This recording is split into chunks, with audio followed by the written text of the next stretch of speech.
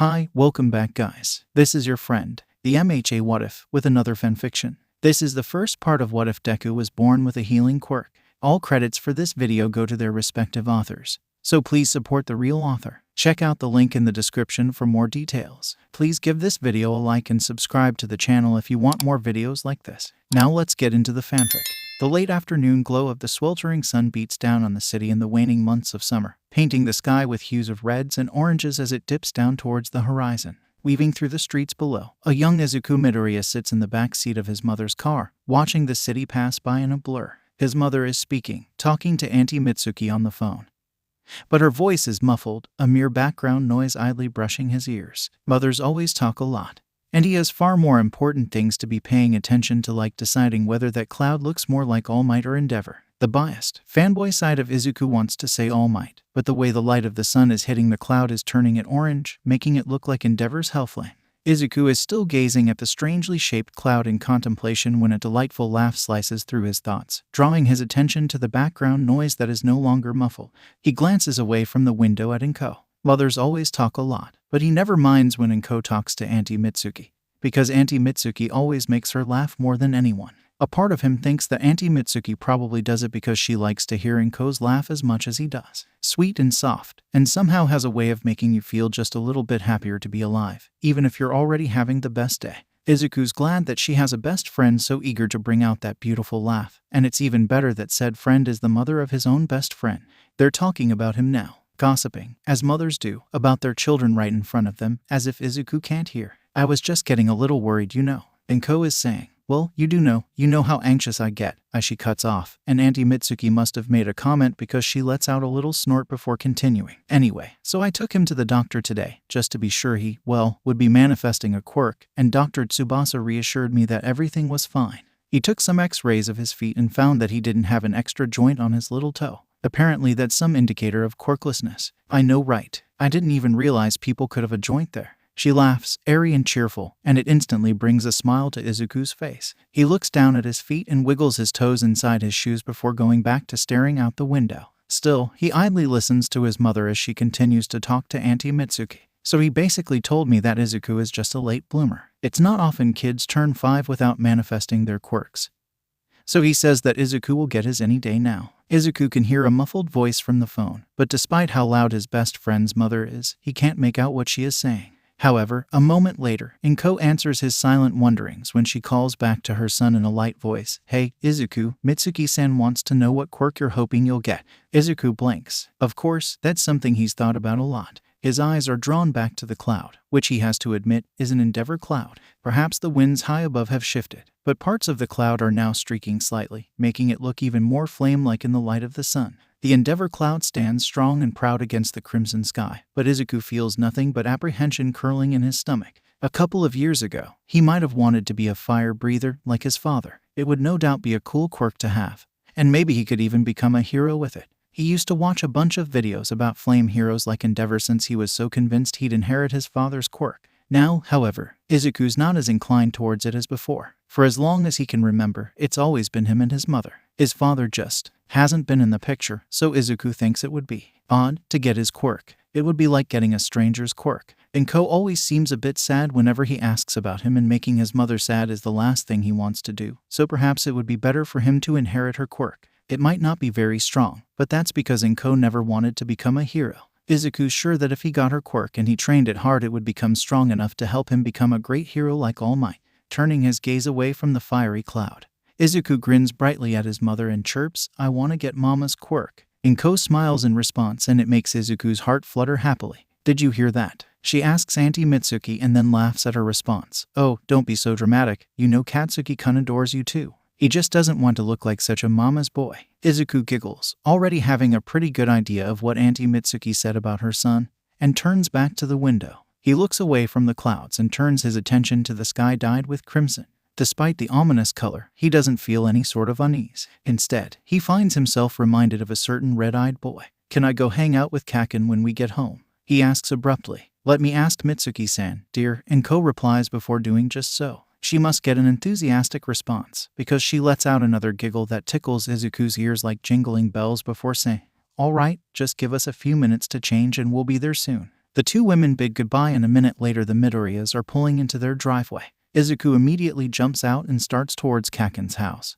But Inko is quick to snatch him and shoo him into their own house to get changed. Once the two are ready, Izuku takes his mother's hand and eagerly begins leading the way down the street towards the Bakuga's residence. Their neighborhood is small and has only a handful of kids, including Tsubasa and Inaba, who both live a bit farther from Izuku than Kacchan does. But Izuku doesn't mind the small size, and the lack of a large friend group has never bothered him. Why would he ever need anyone other than Kacchan? Speaking of, the sky has darkened now, but Izuku finds the same shade from earlier in the pair of eyes that pop out from behind the window as they approach the Bakuga's house. "Oi, Zuku!" Kacchan's shout is muffled. "Hurry up, slowpoke. Kacchan, you little get down from there. Go away, old hag." Kacchan disappears from the window and shouting erupts from within the house. Izuku giggles and Inko lets out a fond sigh as they approach the door, no doubt steeling herself for a very loud night. She knocks and the door swings open, revealing Kacchan and a very irritated-looking Auntie Mitsuki behind him. Her expression smooths out the second she sees Inko and she spreads her arms welcomingly. "Inko-san, come in, come in." "Hey there, little Izuku." Izuku blushes as she ruffles his hair and Kacchan groans in annoyance. The blonde brushes past his mother and grabs him by the arm before beginning to drag him towards his room. Auntie Mitsuki scowls at her son as they pass. "Oi, dinner's gonna be ready in 20 minutes, you hear?" She snaps, "Don't start making a mess." "We won't." Izuku reassures her as he gets pulled along, but Auntie Mitsuki just smiles sweetly at him. "Oh, Izuku, you know I don't mean you." She sends a pointed glare at Kacchan, who just rolls his eyes. Yeah, fine. Come on, Zuku." He takes the smaller boy to his room and shuts the door loudly. Turning to him, the blonde demands, "Well, Tsubasa-kun said Auntie was taking you to see his grandpa about your quirk. What'd he say?" Izuku ponders. "The doctor visit this afternoon was a bit boring. Dr. Tsubasa said a lot of stuff and spoke more to his mother than to him." But Izuku dutifully recounts the gist of what he understood of the events that transpired. And when he's finished, Kacchan huffs and folds his arms. "Well, what's taking so long?" he asks impatiently. Izuku gives a small, clueless shrug. "I dunno, but he said it's gonna come any day now. I'm excited." He clenches his fists and beams at his friend. "I can't wait to be a hero like All Might." Kacchan scowls. "Nah, I'm gonna be like All Might." He opens his palms and lets out a couple of explosions as if to prove his point. "I'm gonna be the best hero ever. Better than All Might, even." Izuku's eyes widen. "Better than All Might?" he asks in awe. "No way." "Yes way. Just you wait." Kacchan brushes past Izuku to a basket of toys leaning against his wall. "Once I get bigger, I'm gonna beat up all the villains in the world. No one will beat me. You'll see." Izuku gazes after his friend fondly. Kacchan is loud and abrasive, just like his quirk, but he's also the most determined person Izuku knows. Nothing ever seems to scare him or make his confidence waver. He's just amazing. Even before his quirk manifested, he was always amazing. His quirk just made him even cooler. Not cooler than All Might, though. Kacchan, his back still turned to Izuku, proceeds to turn the basket over and dump all of his toys on the ground. Izuku frowns. Kacchan, your mom said not to make a mess," he says uneasily. Kacchan scoffs. "Who cares what that old hag says? Come on, I want to play heroes." He takes out an All Might action figure and pushes an Endeavor figure towards Izuku. "Here, you can be my sidekick." A bit disgruntled but used to it by now, Izuku takes the toy and settles down next to him. Kacchan quickly starts setting up a narrative, using dramatic voices and his quirk for effect. As they play, their mother's muffled chatting coming from the kitchen, Izuku thinks back to their earlier discussion. "I wonder what quirk I'll get," he ponders aloud. Kacchan stops swooping the All Might action figure through the air and gives him a look. "I hope I get Mama's quirk, or maybe a mix of hers and Dad's, although I don't know if that can happen." Kacchan stares at him for a few moments, then turns away with a dismissive snort. "Well, no matter what quirk you end up with, you'll never be able to beat me." As soon as he says that, Auntie Mitsuki's voice calls from the kitchen, telling them that dinner is ready. Kacchan quickly scrambles to his feet and runs out the room. Izuku doesn't follow for a few moments, instead sitting back and listening as the mother and son start snapping at each other. Kacchan's words leave an odd feeling in his chest. He wouldn't say they hurt, because he knows better than to put so much personal offense behind the boy's words. Kacchan is always rude and often speaks without thinking. That's just the way he is, and he should be used to it by now. But still, "Oi, nerd, get over here, we're eating sukiyaki." Ignoring the odd ache in his heart, Izuku gets to his feet and dashes over to the kitchen. Coming, now that they know with certainty that Izuku will be getting a quirk, all that is left to do is wait. And so they do. Every morning, Izuku wakes up, expecting to feel different, expecting for this to be the day his quirk will manifest. Every morning, he attempts to telekinetically pull objects towards himself or to breathe fire. And every morning, nothing seems to change. Nothing seems different. At first, he doesn't worry about it too much. 1 week since seeing Dr. Tsubasa goes by and life goes on as normal. But then 1 week turns into 2, then into 3, then into a month. By the end of October, just over 2 months since he turned 5, Izuku still has yet to manifest his quirk and he's beginning to get impatient. Kacchan is too. Not only that, but he seems to also be getting disappointed, bored with Izuku. The greenette can see it in his eyes after each time he asks if his quirk manifested that day. After each time he replies negatively. He can see the disinterest, the way he turns and chooses to spend more and more time with Tsubasa and Inaba, both of whom have already manifested their quirks. It leaves an unsettling feeling in his gut. He doesn't understand. Why won't his quirk come? It will come, won't it? The doctor said it would, but people whisper things around him now. His teachers give him concerned, pitying glances when they think he's not looking. His classmates are confused and mutter to each other behind his back. Then one day, Inaba says it. Maybe he just doesn't have a quirk. Izuku freezes. He, Kacchan, Tsubasa, and Izuku are exploring a nearby forest after school, one they've been to a few times before. The 3 boys still let Izuku tag along on their adventures, but lately he can tell it's with some reluctance, so he hangs back. Still, despite being a few feet behind the trio, he hears Inaba's suggestion loud and clear.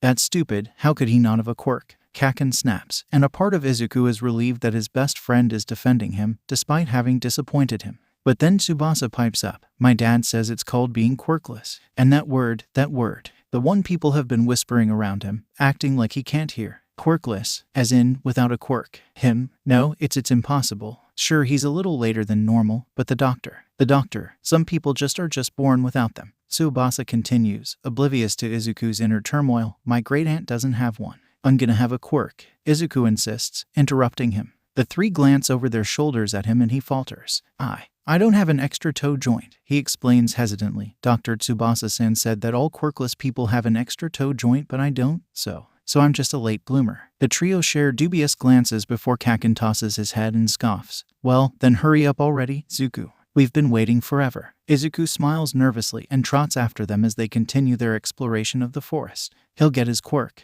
Doctors are smart people, Inko says to listen to them. He just needs to be patient. Soon enough, his presence fades into the background once again as Kacchan decides to start showing off his quirk now that there are no adults around.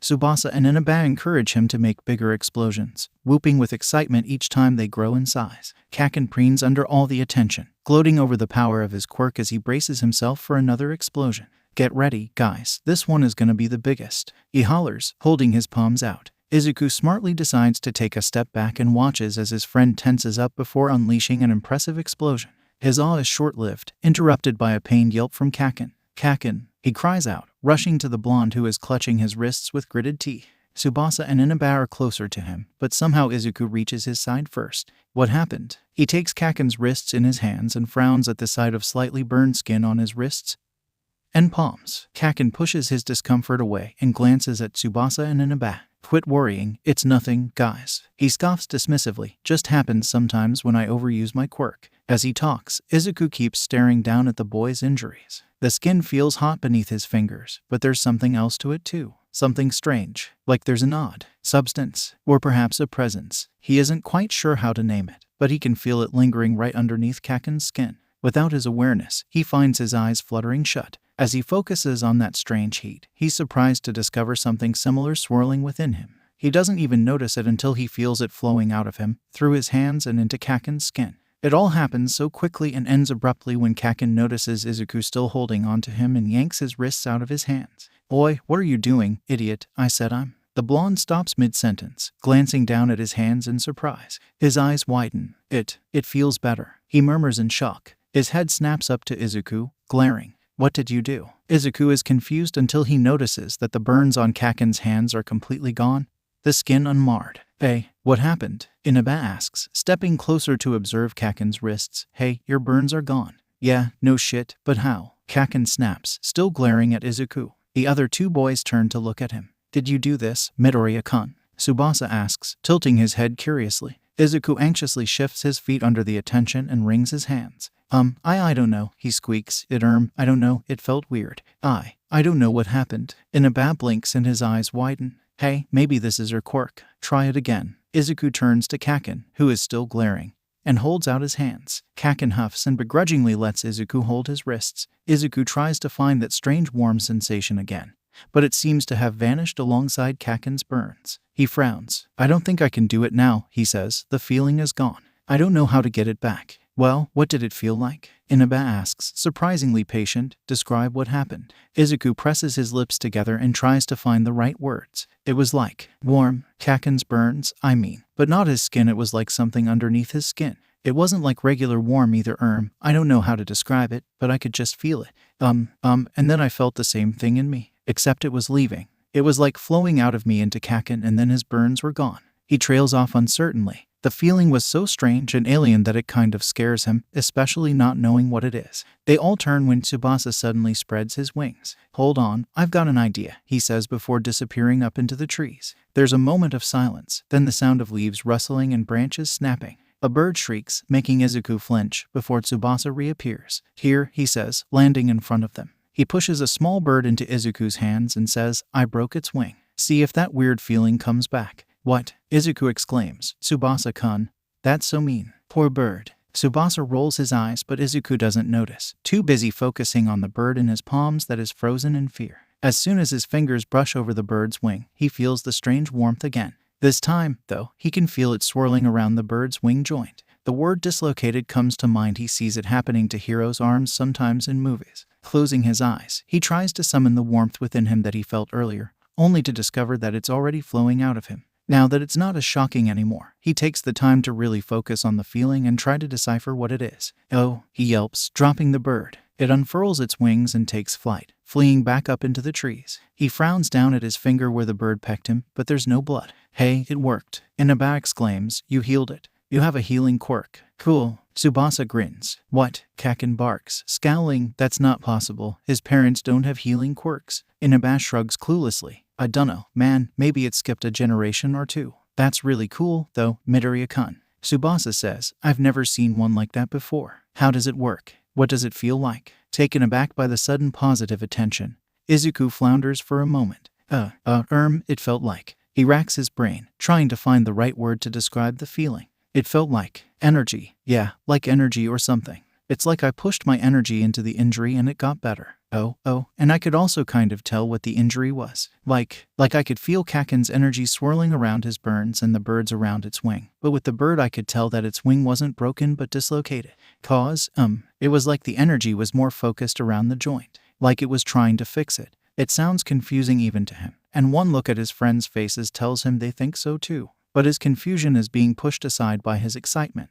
This is his quirk. He finally got his quirk. Oh my gosh, I have a quirk now, he exclaims, jumping up and down. I have a quirk, I have a quirk. Inaba laughs. Well, come on. Let's see if you can heal more stuff. With a mischievous grin, he reels his fist back and punches Tsubasa's shoulder. Oh, jerk. Tsubasa growls, before he can pounce on Inaba. However, Izuku latches onto his arm and wow, he doesn't even have to try to use his quirk. It just activates automatically as soon as he feels an injury. Whoa, Tsubasa breathes, flexing his arm. The pain went away so fast. Thanks, Midoriya-kun. The praise has Izuku's heart fluttering and he can't help the grin that breaks out on his face. Hey, I want to try. Inaba whines. Punch me, punch me. Hey, Kacchan says. But he gets ignored. Tsubasa snickers and is more than happy to sock Inaba in the arm. The boy hisses but soon smiles when Izuku eagerly uses his quirk on him. Man, you're so lucky. Inaba says, that's gonna be such a useful quirk. Hey, Kacchan repeats. Let's go see what else you can heal, Tsubasa says. Hey, idiots. Kacchan finally snaps. We're not doing that. Tsubasa and Inaba turn to him and whine but he merely snarls back at them. I'm taking Zuko back to Auntie. This is weird shit and we've got to figure out what's going on before he gets hurt. Hurt? How would he get hurt? Inaba tilts his head. Kacchan gives him, are you stupid? Look, all quirks have drawbacks, especially when they're overused, he says, flexing his wrists. Inaba opens his mouth to argue, then closes it and frowns thoughtfully. Izuku's a bit disappointed he just got his quirk and now Kacchan wants him to stop using it. But then notices something. He's a bit tired. Not terribly so, but more than he usually is at this time of the day. Perhaps the whole energy transfer thing drains his own energy. I guess I am feeling a bit tired, he admits. Kacchan arches his brow at Inaba as if to say see. And the other boy just rolls his eyes. "Aw, fine, we'll play with it more tomorrow," Inaba says. "Yeah, you gotta show the class," Tsubasa says. Izuku smiles. "I can't wait." Kacchan decides that it's time to go and grabs him by the arm, dragging him back towards the street. "Thanks for helping me figure out my quirk, guys," he calls back. "Yeah, no problem. Congrats." Still beaming, Izuku turns back around and lets himself be dragged by Kacchan. He still can't believe this is happening. He's never been so confused and happy in his life. "Isn't this great, Kacchan?" He says, "I finally have a quirk." Kacchan doesn't look at him as he replies, "Yeah, great." His tone is low and he doesn't sound too happy. Izuku's enthusiasm wanes. "What's wrong?" he asks, confused. "Nothing," Kacchan retorts. "Let's just get you to Auntie. She'll figure out what's going on." Izuku pouts. Thankfully, the walk back home is short, so soon he's swinging the front door open and crying out, "Mom, Mama, I got my quirk." "What?" Inko exclaims, rushing over from the kitchen. "Oh, sweetie, that's wonderful." She scoops Izuku up and presses numerous kisses onto his cheeks. He whines and tries to squirm away. Kacchan fidgets impatiently by the door. "Oh, my baby, I'm so happy for you." Finally managing to push her face away, Izuku says, "And you'll never guess what it is." "Oh?" Inko asks, feigning confusion. "What is it?" "Healing," Kacchan interrupts. She turns to the blonde in surprise and he stares back up at her sullenly. "It's some sort of healing quirk." "Huh." Now Inko's confusion is real. Izuku nudges her repeatedly and whines, "Mama, you never told me we had healing quirks in our family." Inko is still glancing between the two boys, her mind clearly whirling. "We don't," she says softly, his brow furrowing. "Honey, are you sure?" "Yeah," Izuku says enthusiastically. Inko blinks and glances at Kacchan, who is gazing at her with an unusually serious expression. "Katsuki-kun," she questions with an uncertain tone. Sensing her hesitance, Kacchan huffs and stomps into the kitchen. He pulls out a small knife from the drawer, alarming Inko, but before she can stop him he purposefully slices the edge of his palm. "Katsuki-kun, what on earth are you doing?" "Zuku," Kacchan says, holding his palm up to the smaller boy who is squirming out of his mother's grasp. "Show her." Izuku takes Kacchan's hand in his and his quirk immediately flows. "Now hold on, you can't just Inko's eyes widen comically as the cut vanishes within seconds. For a few moments she just stares, even when Izuku beams up at her proudly. "See." She blinks slowly, a soft "oh" escaping her lips. Oh okay." She speaks haltingly, as if she's still trying to wrap her brain around the situation. Okay, let's. She straightens up and looks down at Izuku, plastering on a nervous smile. "Why don't we visit Dr. Tsubasa-san again?" "Honey, okay. Izuku agrees cheerfully, bouncing from foot to foot. Kacchan is still frowning. "Kacchan-kun, why don't you head home? And maybe have you mother check out your hand." "But his hand's fine, see." Izuku says, "I healed it." "I know, honey, but just in case," Inko says, quickly grabbing her purse and keys and herding the kids to the door. "Come on, then." Izuku bids Kacchan goodbye and Inko watches the boy until he has disappeared down the street before she puts her son into the car and drives off. Dr. Tsubasa looks stunned when Inko tells him about Izuku's strange new quirk, but he doesn't look disbelieving. Instead, he calmly retrieves a scalpel and scrapes off a small amount of skin on his wrist before asking Izuku to demonstrate his ability. The boy happily obliges and the doctor watches with fascination as his own skin heals right before his eyes. "Well," he huffs good-naturedly, "that's a healing quirk all right." Inko's eyes widen as Izuku squeals in excitement.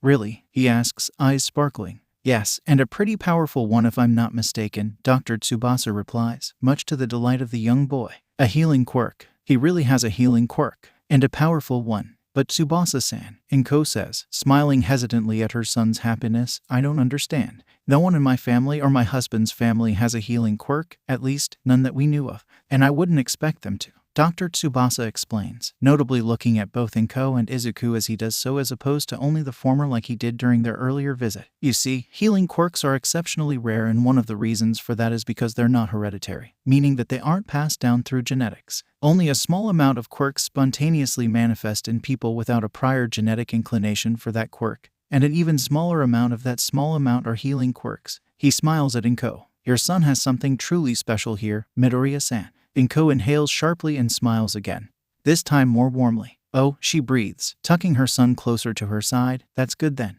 "Very good," the doctor says. "In all my years as a medical professional, I've never seen a quirk like his before. Healing quirks usually work by manipulating some aspect of the patient's body to help them heal faster. I'm sure you've heard of the youthful heroin recovery girl." Both Inko and Izuku nod, the latter more vigorously. Well, her quirk speeds up a person's natural healing ability by drawing from their stamina. An old colleague of mine could manipulate blood, which was helpful in stopping bleeding. I've also heard of a handful of people with pain-stopping quirks, but this energy transfer that your son has described, well, I've never seen anything like it. And the speed that his quirk healed at. He laughs incredulously and shakes his head. It's truly amazing. I'm envious even. Most doctors and nurses either have diagnoses like quirks or more minor healing quirks. People with stronger healing quirks are so rare they're usually snatched up by hero agencies as soon as possible. Izuku gasps at the words hero agencies and clutches his mother's arm excitedly. Inko brushes her hand through his hair, but her smile wavers slightly. So, Izuku's quirk, she starts, everything's alright, then? It's so unfamiliar and rare that I can't help but worry. Oh, yes, of course, Dr. Tsubasa says. All quirks have drawbacks, as I'm sure you know. From what Izuku has told me and from what I've seen, it seems like his quirk relies on him passing his own energy to someone else. He mentioned being tired after using it a lot, so I assume that limited amount of energy to give, and if he overuses his quirk he'll exhaust himself. So he turns to fix Izuku with a kind but firm look. Let's not use your quirk to heal every single scrape and bruise your friends might get, okay? Izuku smiles and nods. Okay, good. Dr. Tsubasa nods and pats his head. Well, aside from that, you should have no worries. He smiles when he says that, but for some reason his smile seems to falter after a moment. Izuku doesn't notice, already getting up as the doctor's tone of voice suggests the appointment is about to finish, but Inko notices it immediately. She stands up when the doctor does and begins walking with her son to the door. Before she leaves, however, Dr. Tsubasa stops her with his arm. He hesitates, then smiles down at Izuku. Hey, Midoriya-kun, why don't you play with the toys in the waiting room for a little bit? He suggests, his voice light. I just need to talk to your mother about some paperwork for a few minutes. Izuku simply shrugs. Okay. They wait for him to leave, then shut the door behind him. He skips down the hall into the waiting room, humming in contemplation. Dr. Tsubasa said a lot of things with a lot of big words, but Izuku thinks he understood most of it. Excitement bubbles in his chest. His quirk is super rare and he can help people with it. Can this day get any better? When he re-enters the waiting room, he spies a basket of toys in the far corner. There are already a couple of kids playing, but he figures he can join them. Before he might have hesitated, but he has a quirk now, why should he? The two kids smile at him and let him join their game. And when the topic of quirks inevitably comes up, he cheerfully proclaims that he has a healing quirk. Their eyes widen and they ooh and ah, causing pride to fill his chest. Having a quirk to be proud of is something new and amazing for him. God, he's so happy his quirk manifested. They play for a few minutes while talking about their powers. Oki-kun can make plants grow when she spits on dirt, and Yamabe-kun can turn hard objects soft. Then they both get called in for their appointments, and Izuku is only alone for a minute before his mother returns. He beams at her, but for some reason she looks troubled. Mama, he questions, but she merely plasters on a fake smile and tells him that it's time to go. The anxious look on her face doesn't disappear on the drive home, and when he tries to distract her with conversation, her replies are short and tense. Izuku doesn't understand. The doctor just told them great news and his quirk is even better than he expected. Why isn't she happy? She also takes them straight to Kacchan's house instead of their own home. Uncle Masaru is surprised when he answers the door but welcomes them in anyways. Zuku, Kacchan shouts as a greeting. He stomps over and demands, what did the doctor say? Auntie Mitsuki ruffles her son's hair and ignores his indignant squawking. The little brat told us what happened today. She props her hand on her hip. So is it true? Does Izuku have a healing quirk? Why yeah, apparently. Inko replies, rubbing the back of her neck. It's super rare, but healing quirks just manifest spontaneously, so they're not passed down from the parents. Izuku can kind of pass his energy to other people, and I guess that heals them. Wow, Auntie Mitsuki says, flashing a grin at Izuku. Nice one, kiddo. Yeah, Uncle Masaru agrees,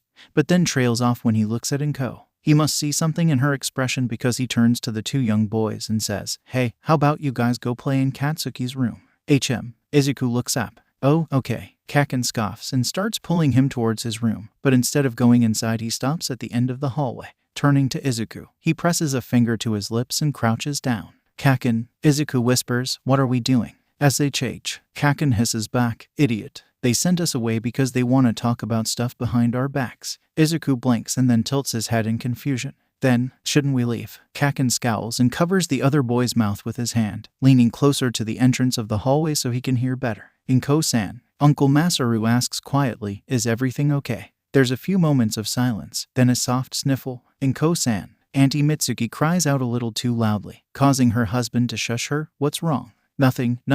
Inko replies hastily, but her voice breaks. I mean, nothing's wrong with Izuku. I'm happy for him, really. It's just. Her voice trails off and she sniffles a couple more times, trying not to hiccup. Hearing his mother struggle not to cry makes Izuku want to go out and comfort her, but Kacchan holds him still. Uncle Masaru's voice speaks up.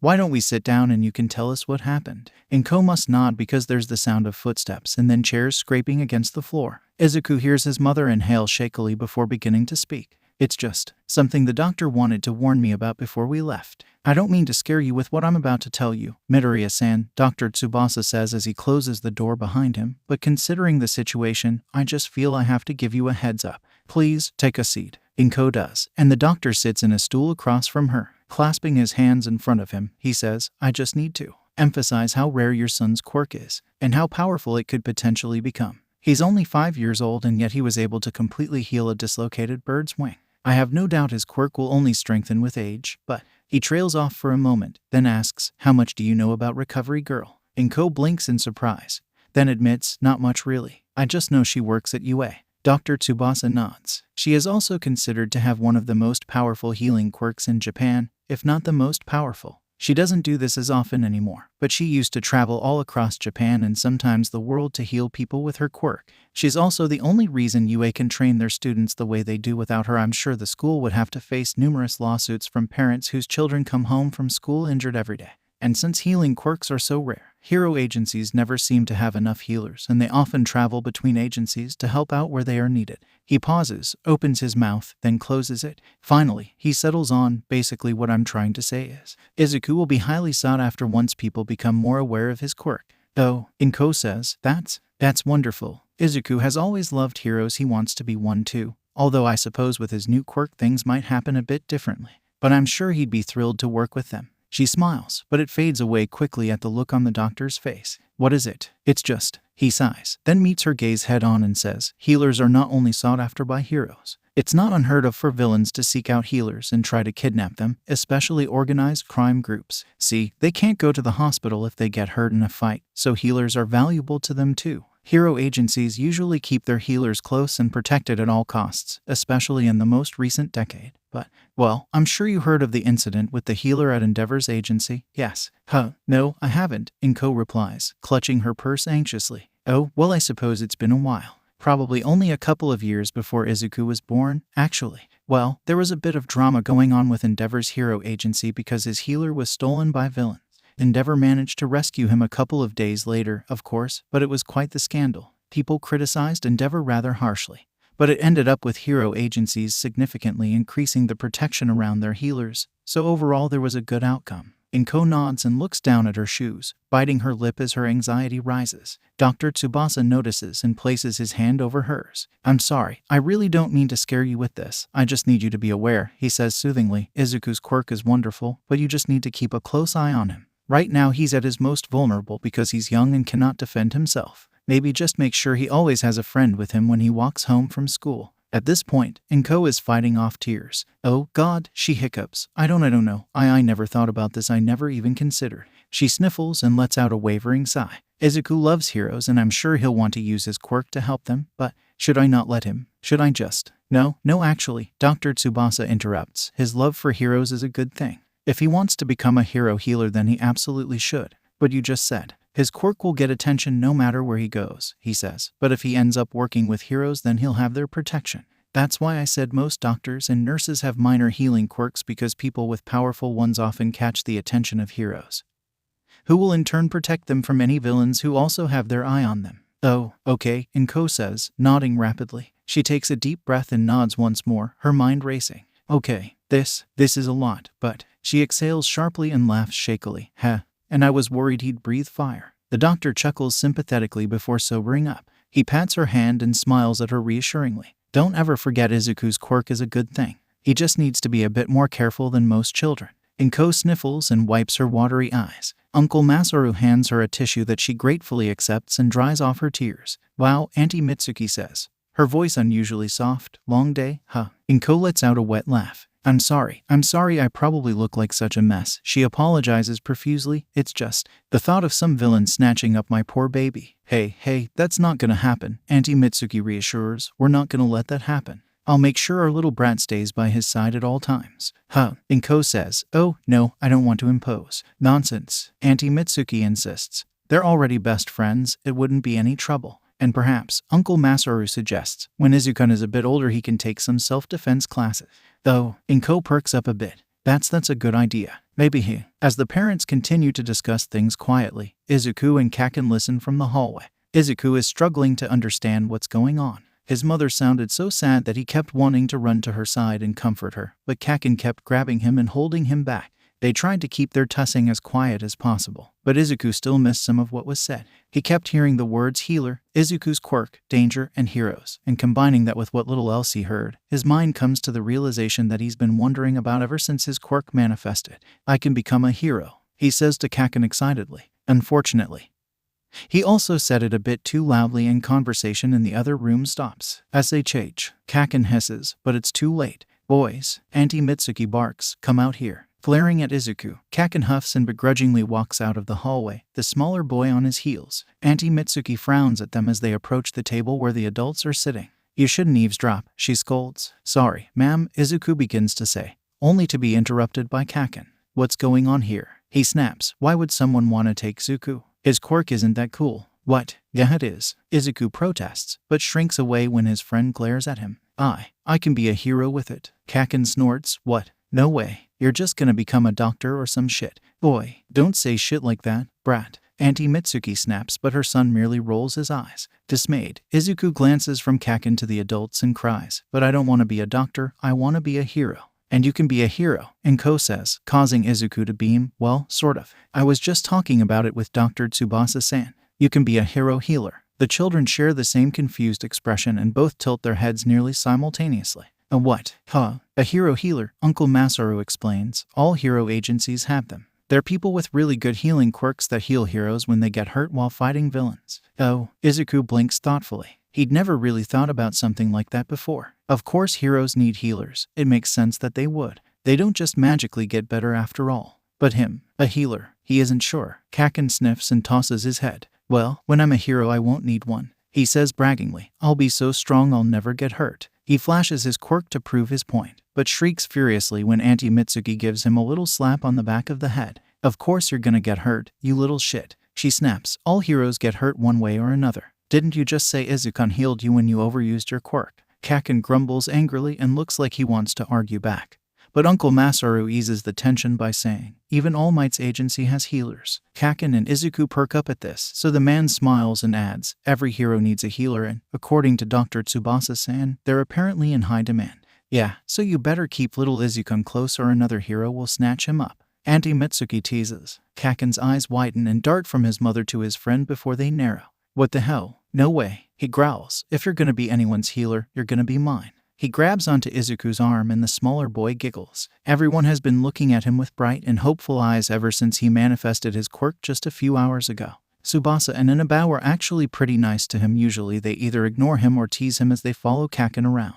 And Dr. Tsubasa, he seemed really impressed with his quirk. And Auntie Mitsuki, Uncle Masaru, and Inko are all really enthusiastic about this whole healer thing, but I won't really be a hero, will I? He asks, his voice downtrodden. The adults turn to him in surprise. I thought maybe if I got Mama or Papa's quirk I could, but he looks down at his hands. He can still remember the feeling of his energy being passed to the bird's wing. He clenches them, looking up at his mother. He struggles to keep the tears out of his eyes as he says, I can't beat up villains with a quirk like this. I can't protect people, so how could I really be a hero? Kacchan is gazing at him with an odd expression, like he can't quite decide how he feels about the situation. Izuku sniffles and rubs his nose with the back of his hand as Auntie Mitsuki kneels down in front of him. Hey, healers are important too, you know, she says, knocking his forehead lightly with her knuckle. Don't dismiss yourself so easily. Yeah, it's a bit of a change of plans for you, but that doesn't mean you can't still be a hero. Hell, you're literally gonna be the hero of heroes. So chin up, kiddo. Izuku blinks at her with wide eyes. The hero of heroes. That does sound kind of cool.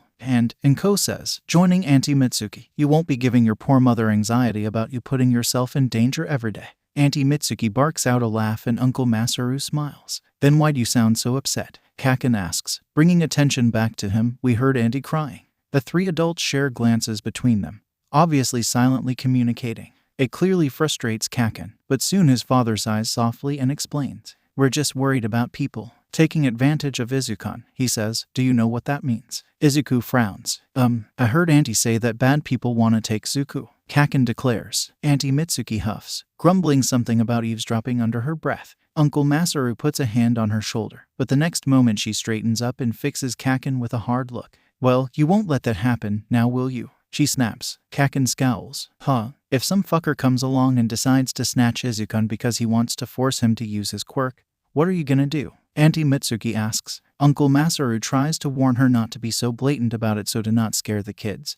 But her fiery question gets the reaction she wanted. I'll beat him up, of course. Kacchan jumps up, flaring his quirk. I'll beat up any fucker who tries to take him. That's right. Auntie Mitsuki nods approvingly, then roughly ruffles her son's hair. Kacchan grumpily shoves her hand away and scoffs. PSHH? That's what you were so worried about. His gaze lands on Inko, who is looking at him with watery eyes and a smile, and he blushes. He glances away with a huff and grabs onto Izuku's arm again. Yeah, I'll keep him safe, he grunts, feigning nonchalance. The adults seem pleased, but Izuku tilts his head in thought. I would have healed them if they asked, he says innocently. Inko shakes her head and takes his hands into hers. No, baby, I'm sorry, but you can't just use your quirk on anyone who asks you to, especially not strangers. There are some bad people out there that might want to take you so they can use your quirk. Izuku doesn't look like he quite understands, but wouldn't they not take him if he just heals them? But Kacchan scowls and bares his teeth. His grip on Izuku's arm tightens. I won't let that happen.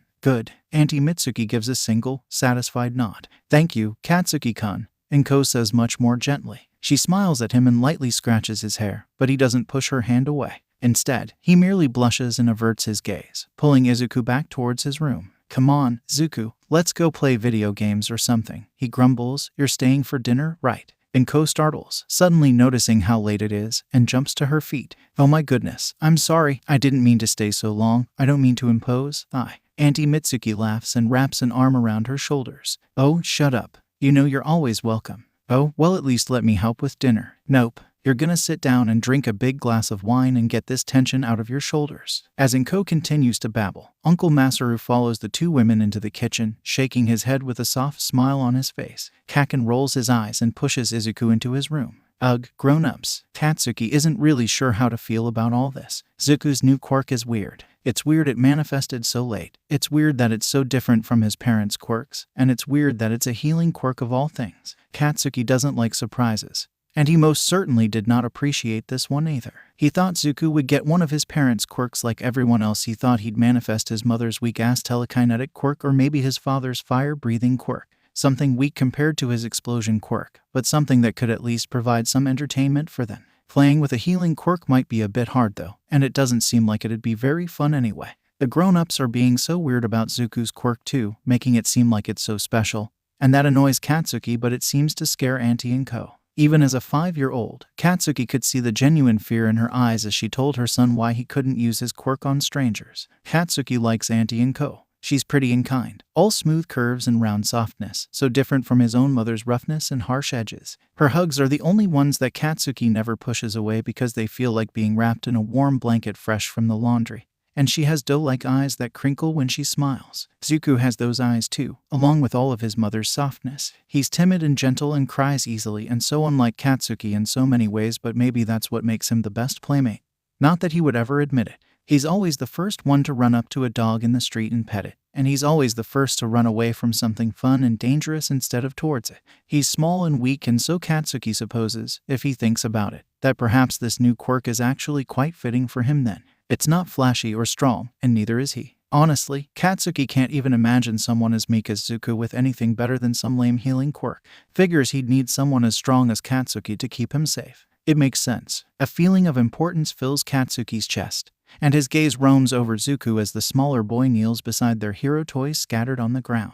Even though Zuku's new quirk isn't nearly as cool as his, Katsuki can at least see its usefulness. Overusing his quirk always makes his wrists ache terribly, but Zuku made the pain go away almost as soon as he touched him. And even though he still stands by what he said earlier, he'll be so strong, he'll never get hurt, he sure as hell isn't going to let some other hero snatch up Zuku. His mother said that every hero needs a healer, and Katsuki was Zuku's friend first, so Zuku is his healer. He'll beat up anyone hero or bad guy that tries to take him for his quirk. Kacchan, are we going to play? Zuko turns and asks, blinking at him with his large, innocent eyes. Katsuki jerks out of his thoughts. Of course we are, nerd. He snaps roughly, making Zuko startle. He steps over to him. Maybe this won't be such a bad thing, Zuko's new quirk. Being Zuko's protector, it'll make Auntie and Co happy. He'll get to have Zuko as his healer, and he gets to be the hero in all this. As he plops down next to Zuko, the smaller boy wordlessly hands him the All Might toy with a bright smile. Katsuki feels something in his chest stir and he takes it. Yeah, he'll protect him all right. The next day at school, Izuku does something he's wanted to do for ages. He shows off his quirk. Tsubasa and Inaba are more than willing to help. Tsubasa somehow got a scrape on his knee after Kacchan and Izuku left yesterday, so he bounces up to Izuku as soon as he arrives at school and shows him. If Izuku didn't know any better, he'd say the winged boy almost seemed proud of his scrape. So, once they've gathered the attention of all of their classmates and a couple of their teachers, Izuku reaches out to heal his scrape. He's nervous at first, almost worried that the previous day had been a dream and he didn't really have a quirk. But like before, his quirk seems to activate the second he touches the injury. His peers watch with awe-filled eyes as it fades away into unblemished skin within seconds. Wow, one girl exclaims, that's so cool, Midoriya-kun. Definitely worth the wait. Another laughs. Oh, geez, what a godsend that quirk is. One of the teachers whines good-naturedly. These kids are always roughhousing and getting hurt. Izuku beams at the praise. Next to him, Kacchan puffs up his chest with pride. And guess what? He declares, when I'm a hero, Zuko's gonna be my healer. More oohing and ahhing from the crowd of children. One of the teachers looks amused. A hero healer? Huh. She says, well, you've certainly got the quirk for it. How did you say it works again? Izuku explains his theory of energy transfer and she hums contemplatively, I've never heard of a quirk like this before, and I bet it will only get stronger as you get older. She winks and pats his curls. It's always good to see young people with healing quirks. Lord knows there's not enough of them. Dr. Tsubasa-sen said it's cause healing quirks aren't hereditary. His teacher asks and he nods. The other teacher raises his eyebrows. Really? I didn't know that. Izuku opens his mouth to say more, but Kacchan drags him back to the group of kids before he can. They swarm around him, asking him questions about his quirk and how it feels and why it was so late. Izuku answers as best as he can, but soon Kacchan starts to fidget impatiently beside him. After a few more minutes, he clearly gets bored that the attention isn't on him and shoos the other kids away. Izuku doesn't mind too much, though. All of this attention is new and overwhelming. He's used to just fading into the background and staying by Kacchan's side. Thankfully, the rest of the school day goes by fairly normally, aside from a couple of kids coming up to him during lunch asking him to heal their scrapes and bruises. Then he briefly gains another small audience while he uses his quirk. He doesn't really know how to respond to praise other than awkwardly smiling and scratching the back of his head, so he doesn't linger very long and the group usually disperses soon after. Kacchan can't seem to decide whether he wants to boast about having Izuku as his healer or be grumpy that the attention isn't on him anymore. Inaba tries to reassure him. Don't worry, it's just cause it's a new quirk. I'm sure the hype will die down after a couple of days. Kacchan merely grumbles inaudibly, but Izuku lets out a sigh of relief. I hope so, he says exasperatedly. I don't know if I like all this attention.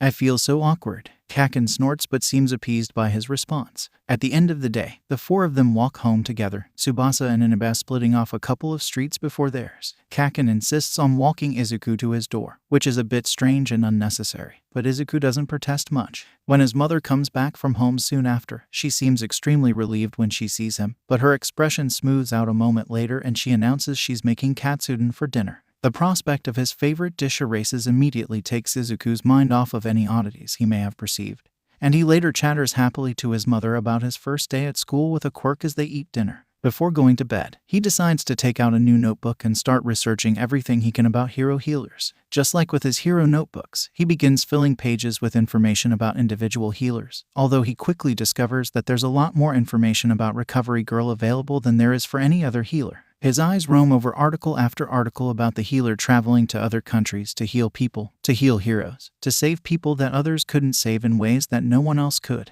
By the time Inko peeks into his room, Izuku is fast asleep in front of his computer with Recovery Girl's biography displayed on the monitor screen. She ends up carrying him to bed. And from that night on, Izuku's admiration for Recovery Girl only continues to grow. The second day of school goes just about the same as the first, but the third day is a bit more interesting. It seems that word has spread all over the school about Izuku's quirk. He finds himself being approached not only by classmates but by upperclassmen too, asking him to heal paper cuts and bruises and even a twisted ankle. Izuku happily obliges, but as the weeks go by, more and more students approach him with their injuries. He never realized how many scrapes and bruises children got until he was faced with them. They're usually the same students too, ones that like to roughhouse or play sports. Kacchan's mood steadily sours as the number of kids to approach Izuku rises. He tries to tell the students to suck it up, especially with those with smaller injuries, but Izuku can't find it within himself to turn someone away when they're asking for help. This results in him sometimes going home extremely tired from using his quirk so much. Kacchan always yells at him when this happens, but Izuku takes it as a learning opportunity. His quirk is called Healing Energy. That's what they decide when Enko takes him to get it registered.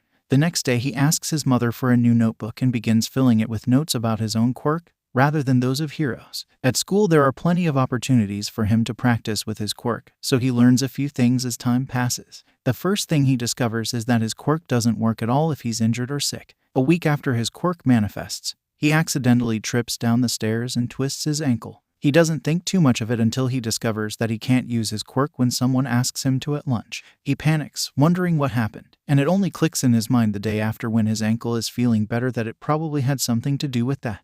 To test this, he has Tsubasa punch him in the arm and tries to heal a scrape, to no avail. So there's that. The second thing he discovers is that skin-to-skin contact is needed to heal. This he does not discover by accident but because he is genuinely curious. He supposes it should have been a bit obvious. The third thing he learns about his quirk is that it works best when he's well-fed and well-rested.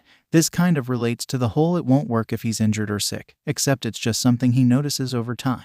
Like if he doesn't sleep so well the previous night or skips breakfast before school, then his quirk is more sluggish and he tires out a lot faster. The fourth thing he discovers is that he cannot do anything to help illnesses. He tries futilely to pour his energy into Tsubasa when the winged boy gets a cold during the winter, to no avail. Kacchan eventually drags him away to prevent him from getting sick. The fifth thing he learns is that when he heals someone, he brings them to their absolute best. He discovers this with Kacchan one day during winter break. They're off in the forest again, just the two of them this time.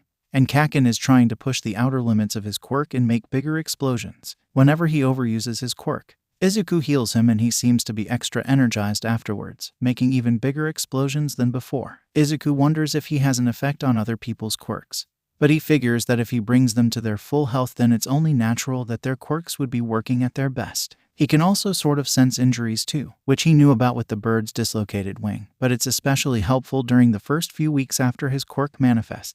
Kacchan isn't too good at asking for help, even when he knows Izuku can provide it, so sometimes he'll lean against his friend's side and feel with his quirk if he has any injuries. But Kacchan doesn't like to bring it up, so Izuku will just grab his hand as they walk home and let his energy flow. Kacchan never comments on the sudden energy he feels and instead ruffles Izuku's curls into a rat's nest, much to the greenette's displeasure. Just when he thinks he's learned all he can about his quirk, he discovers something new. It's exciting and quickly comes to love his new power, scribbling down everything he learns into his quirk notebook. He doesn't even mind too much when he goes home tired from healing because it's evidence of his hard work. Enko, however, does mind. "Please, Izuku, you need to learn how to say no," she says one night during dinner. "I know you want to help everyone, but it's not good for you to be draining yourself so often. You need energy too." Izuku shoves some rice into his mouth and protests, but it's good quirk practice. Besides, Kacchan always uses his quirk, like, every day. "Izuku," Enko says with a firm tone, so Izuku sighs in defeat. Okay.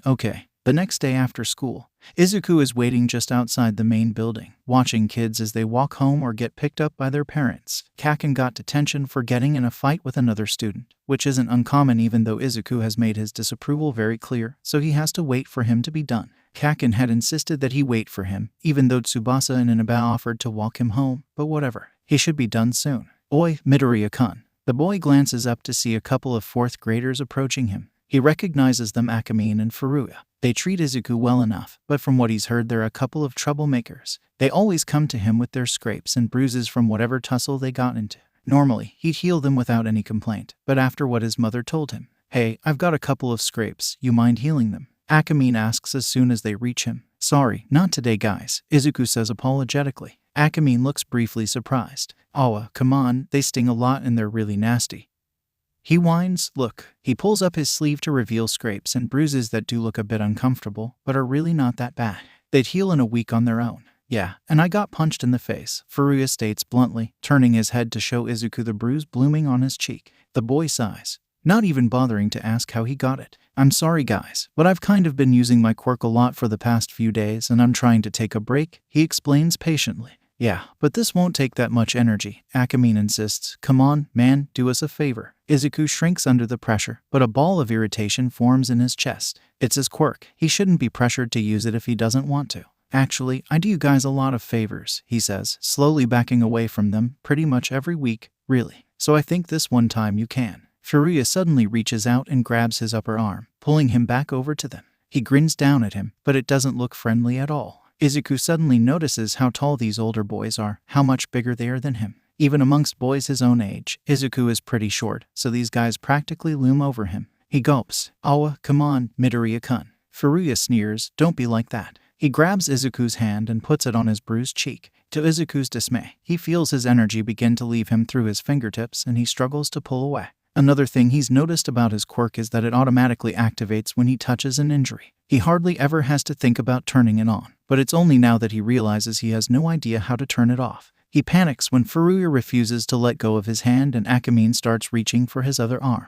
Hey, stop it. He snaps, I said no. I said no. You want to be a healer, don't you? Akamine jeers, grabbing his forearm and pulling him closer. What kind of healer refuses to heal? He starts to bring Izuku's hand towards his bruised arm, but no matter how hard Izuku pulls, he can't break out of his grip. Stop it, he cries out, his eyes welling with tears. Let me go. Leave me alone. He yelps as Furuya squeezes his arm hard and he thrashes futilely, panic making his heartbeat rapid. The two boys are so much stronger than him he's never felt so helpless before. He hates it. He feels like he's going to be sick. He doesn't understand why they're doing this because he said no. Hey, what the hell are you doing? Izuku nearly cries with relief at the sound of Kacchan's voice. Akamine and Furuya both pause as they look up at the blonde boy rushing out the building towards them. Izuku has never seen his friend look so angry, but the two upperclassmen don't seem intimidated.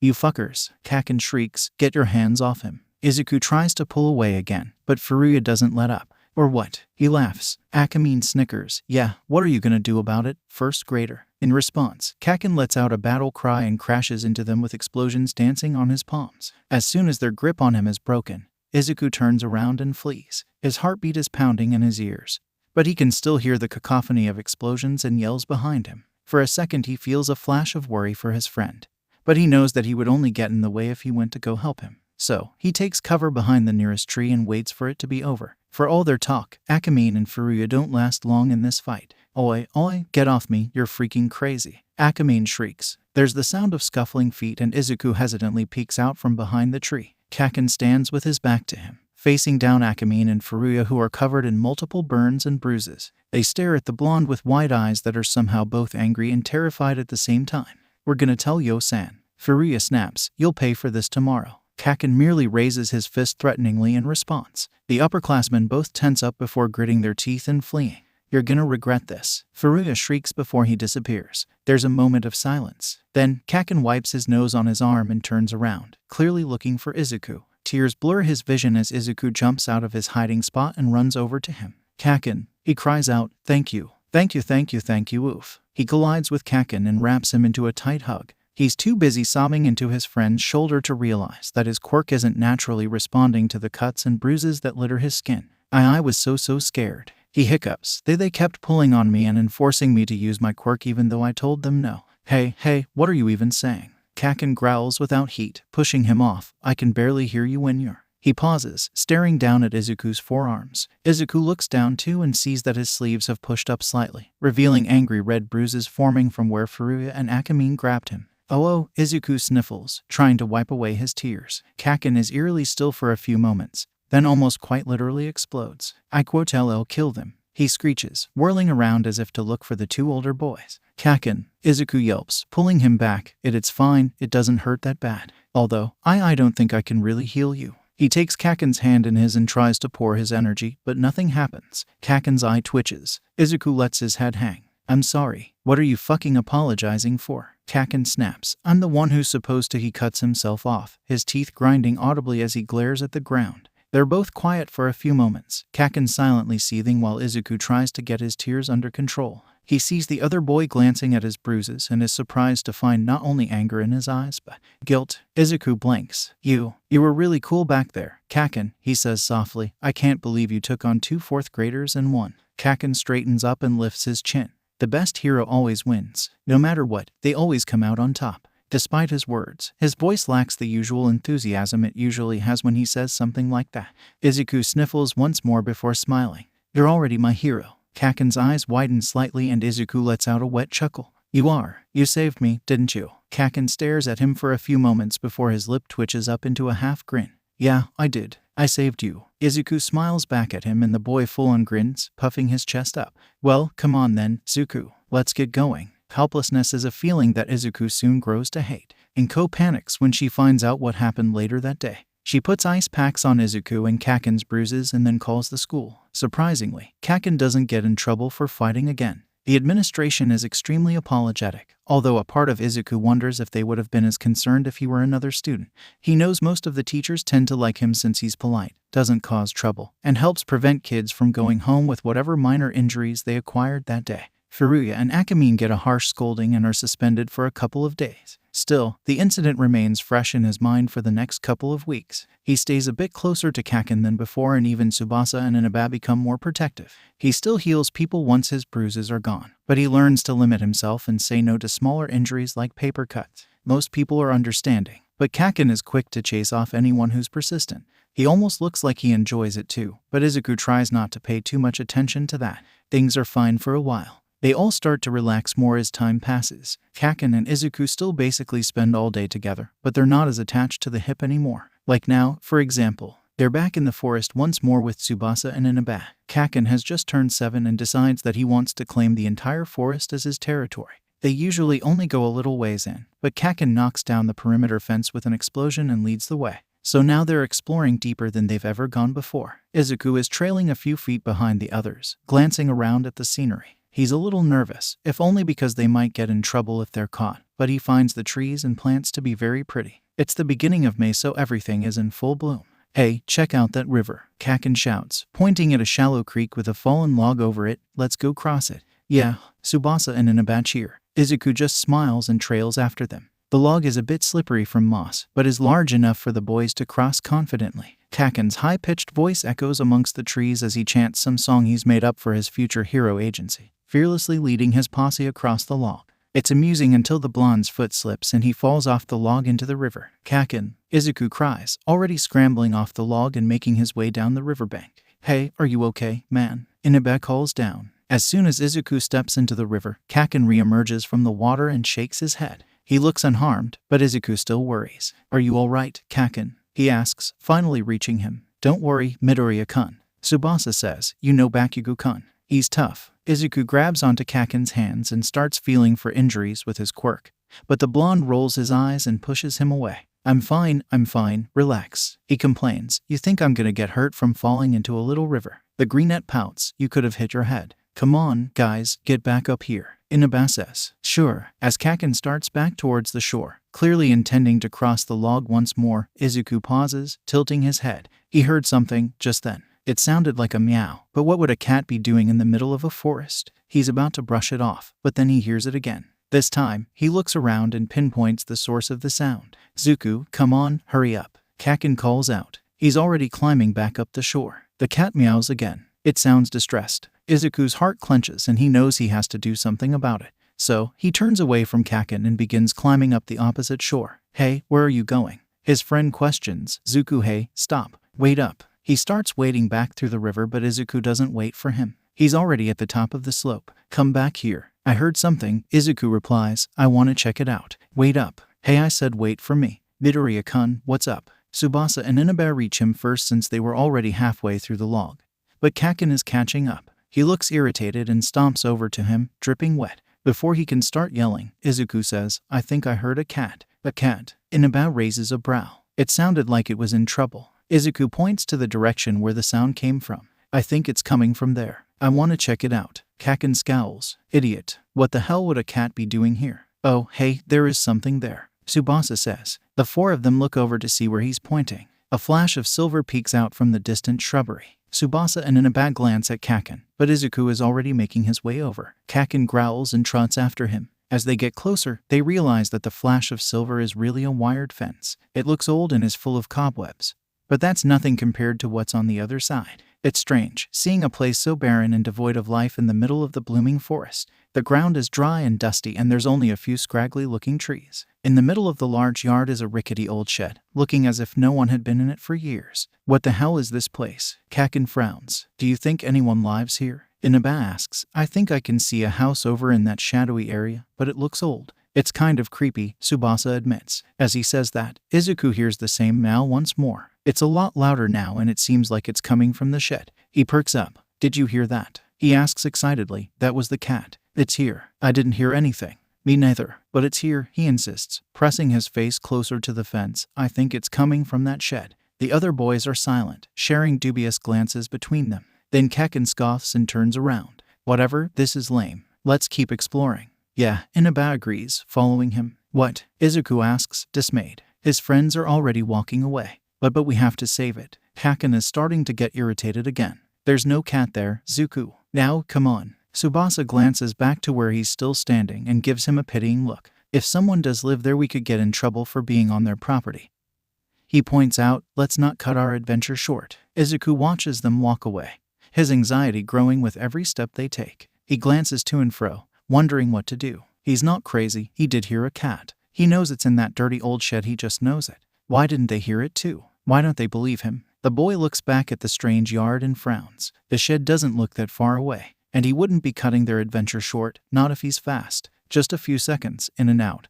That's all he needs. There's a weak spot on the side of the fence too. He hesitates. The cat meows again, weaker this time, and his mind is made for him. Hey, Zuku, you coming or what? Kacchan hears metal clanging and glances over his shoulder just in time to see Izuku slipping through a weak spot in the fence. Zuku, he shrieks, spinning around and running back.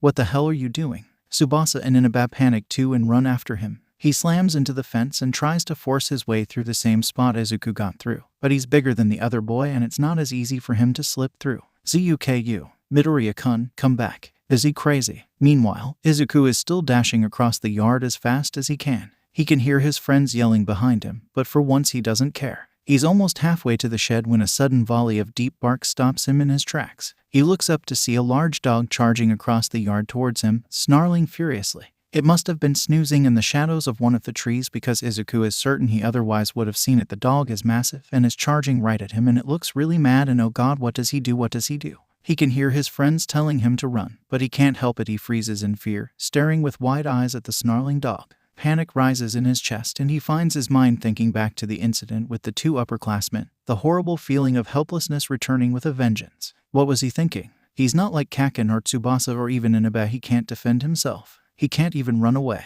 What was he thinking running in here like that? The dog is only a few feet away from him before he manages to react.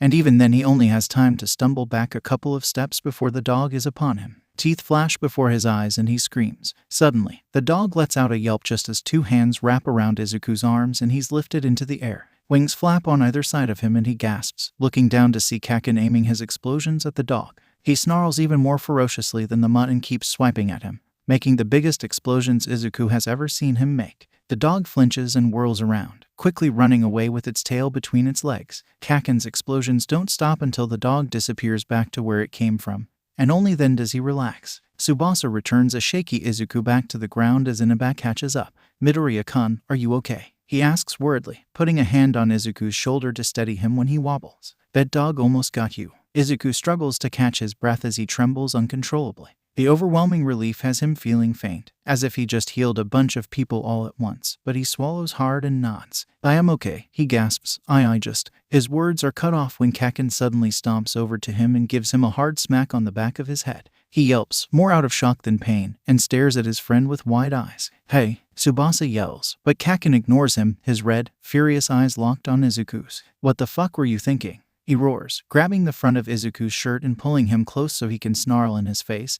What the hell is wrong with you? Do you have a fucking death wish? You listen to me, idiot. If I tell you not to go somewhere, don't go there. And if I tell you to run, you run. Never freeze like that. Do you hear me? He roughly shakes Izuku, who cries out and nods rapidly. What if that dog had gotten to you before I did? You can't even throw a fucking punch. You would have died, Izuku. And the blonde cuts himself off, struggling to find his words as he seethes. You fucking GAH. Fuck you. Before Izuku knows it, Kacchan has his arms wrapped tightly around him and is growling obscenities into his hair. Stupid fucking idiot. Moron, you little fucking. Izuku blinks in surprise, the fear dying down a bit. Kacchan is hardly ever the one to initiate hugs. It's a bit uncomfortable, he's squeezing a bit too hard and Izuku's chin is trapped against his shoulder, but he can feel just how fast his friend's heart is beating against his chest. His eyes widen slightly. Oh, he scared him. He scared Kacchan. He almost doesn't believe it at first. He never thought Kacchan could be afraid of anything. But the evidence is here. In the heartbeat he can feel thumping against his chest, and the arms wrapped tightly around him as if they'll never let go. Izuku nearly cried after the dog almost attacked him, but now his eyes are watering for an entirely different reason. Kacchan, he croaks, his voice muffled against the boy's shoulder. I'm sore. Hey, guys, Tsubasa interrupts nervously. If there's a dog here, then that probably means there's people too. We should go. Kacchan pulls away and wipes his nose with a sniffle, but before he can say anything a high and very audible meow reaches their ears. Izuku freezes. He'd completely forgotten about the cat. Inaba perks up. Oh, I heard that. Me too, Tsubasa says a bit uneasily. His eyes glance towards the house in the distance. Kacchan meets Izuku's gaze, and he must have a pleading look on his face because the blonde grits his teeth before letting out a huff. Well, we've come this fucking far, he bites out. Then, he fixes Izuku with a hard glare and leans close. But you better fucking listen to me this time. I'm going first and you're gonna stay behind me. Izuku swallows, but he's not going to argue with Kacchan when he has an expression like that on his face. So he simply nods. Kacchan turns and leads the way as the four boys hurry the rest of the way to the shed. The blonde cautiously opens the door before peeking his head inside. Izuku and the others wait with bated breath, watching him anxiously, but then he steps inside and waves for them to follow. Tsubasa goes first and Inaba brings up the rear, keeping Izuku between them. The inside of the shed is even more ragged and dirty than the outside. A heavy layer of dust covers everything and lingers in the air, causing Tsubasa to sneeze. Well, Kacchan asks, where's the cat? I dunno. Izuku frowns, glancing around, then begins calling out, Kitty. Kitty, where are you? Idiot. It's not gonna come just because you. Imuraro. Of course, Inaba snickers at Kacchan's deadpan expression, but the explosive boy just shoulders him roughly before moving towards the source of the noise. Izuku follows at his heels and peeks over his shoulder when he stops in front of a dusty, broken table. Kacchan squats down and Izuku does the same, his eyes landing on a lump of fur leaning against the wall. He gasps, but it turns into a coughing fit when the dusty air hits his lungs. Kacchan rolls his eyes at him as the other two boys join them. It's a kitten, Kacchan says, I think. Are you sure? Inaba asks skeptically. It kind of just looks like a giant, furry. The lump of fur lets out a loud meow. Oh, nope, never mind, that's a cat. Kacchan snickers and Tsubasa puts a hand on Izuku's shoulder. Hey, you were right, Midoriya-kun. Good job. Don't encourage him, Kacchan snaps. It was still the stupidest thing he's ever done. Once his coughing is under control, Izuku starts crawling underneath the table. As he gets closer, two pale yellow eyes appear from the mass of fur and stare at him. Even though the kitten is fairly small, Izuku still finds himself intimidated by that gaze. Be careful, Midoriya-kun, Inaba says, it might be mean. Izuku cautiously reaches out with a hand to let the kitten sniff him. It does, and the boy smiles when its whiskers tickle his fingers. He gets the feeling that the kitten isn't too impressed with him, but he takes the chance and gently touches its belly, brushing aside its long fur. He immediately gasps. He's hurt, Izuku says, then frowns down at the wound. It looks like it got bitten by something. Inaba tilts his head. Hey, maybe it's that dog. Maybe it chased the cat into here and trapped it. Maybe, but let's hurry up, Kacchan says. I don't want to risk getting caught by whoever owns that dog. Izuku nods and turns back to the kitten, pressing his fingers to its skin and letting his energy flow. The dog bite is the most serious wound he's ever healed, but it isn't very big since it's on a cat, so it doesn't take too much energy to heal. The kitten relaxes beneath his fingers and blinks up at him, letting out a curious meow. Come on out, little kitten, he coos. Don't worry, we're nice. We're gonna take you somewhere safe. The kitten continues to stare at him, not making any move to get up. Thankfully, he doesn't make much of a fuss when Izuku just picks him up, tucking him into his arms as he clambers out from underneath the table. Oh my gosh, he whispers, he's so cute. It's dirty. Kacchan wrinkles his nose. Well, yeah, 'cause he's been living in here for who knows how long, Izuku says, readjusting his grip. Let's get him out of here. The four turn to leave, but freeze when they hear paw steps right outside the shed. The dog is back, snuffling at the door and bumping it with its head. Izuku tenses up, but Kacchan strides forward and yanks the door open, snarling as he lets out a bunch of explosions.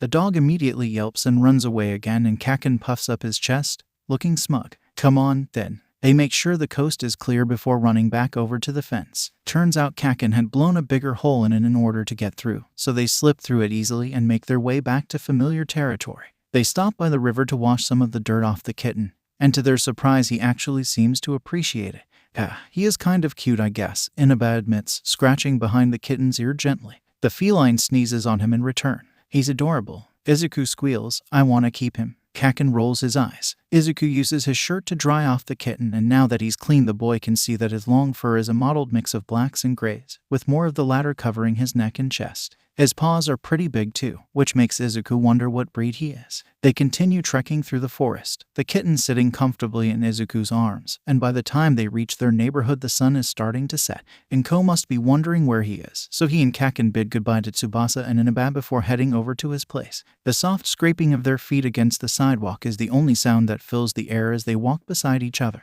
Izuku casts a sideways glance at Kacchan. The blonde's hands are shoved deep in his pockets, jaw set and shoulders hunched as he glowers at the sidewalk beneath his feet. Somehow Izuku can tell that the scowl on his face right now is different than his normal one. Hey, Kacchan. Kacchan grunts. Maybe let's not tell Mom about the thing with the dog, Izuku suggests sheepishly. Kacchan lifts his head to glare at him silently for a moment.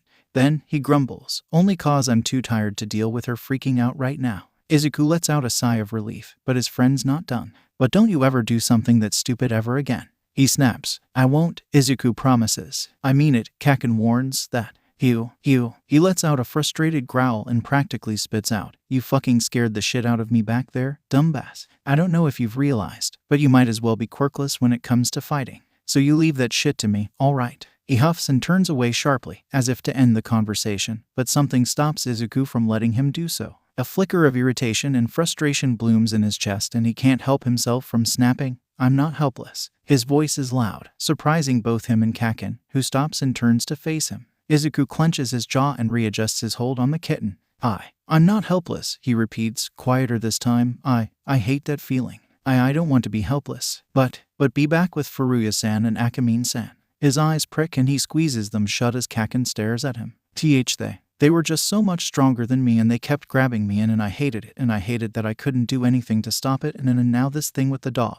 The kitten in his arms shifts and rubs his face against Izuku's chest as he clearly becomes more and more distressed. He struggles to find his words. I just always thought I'd get a quirk like Mom or Dad's, you know, something I could become a hero with, something I could be strong with. And in what I have now is great, but he sniffles and rubs his eyes on his sleeve, although there's no point in trying to stop the tears from flowing. Head drooping, he mumbles miserably, Kacchan, I love my quirk, but I just wish it wasn't so useless. As tears drip into the kitten's fur as he sniffles pitifully. Kacchan is silent for a moment, then, that's fucking bullshit, Zuku. Izuku looks up in surprise, his vision blurry from tears. He croaks. Kacchan's jaw clenches and his nostrils flare as he huffs. I said that's fucking bullshit. He snaps, your quirk isn't fucking useless and you know it. It's fucking cool, alright, and rare as shit. You healed a dog bite in like 2 seconds. Yeah, it might be kind of useless in a fight, but that's why you've got me. I'll gladly kick anyone's ass for you, just name him. Izuku chuckles wetly and wipes his eyes on his shoulder sleeve. That's probably the nicest thing Kacchan has ever said about his quirk, even though he sounded pissed off the entire time. He smiles sadly at his friend and says, I know I can rely on you, Kacchan. Of course I know that. I just wish I could rely on myself too, you know. I mean, don't tell me it doesn't get annoying following me around all the time.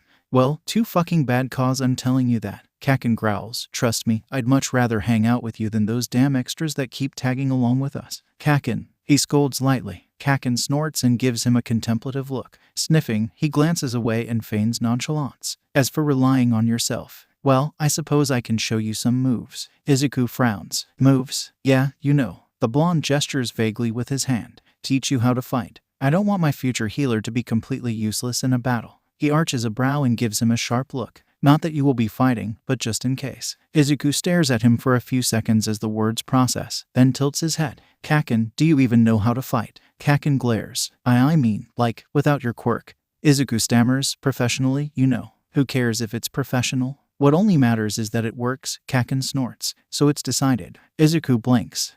We'll start tomorrow after school. Without another word, Kacchan turns around and continues walking down the street. Come on, Zu. I can't wait to see Auntie's face when you bring home that flea bag.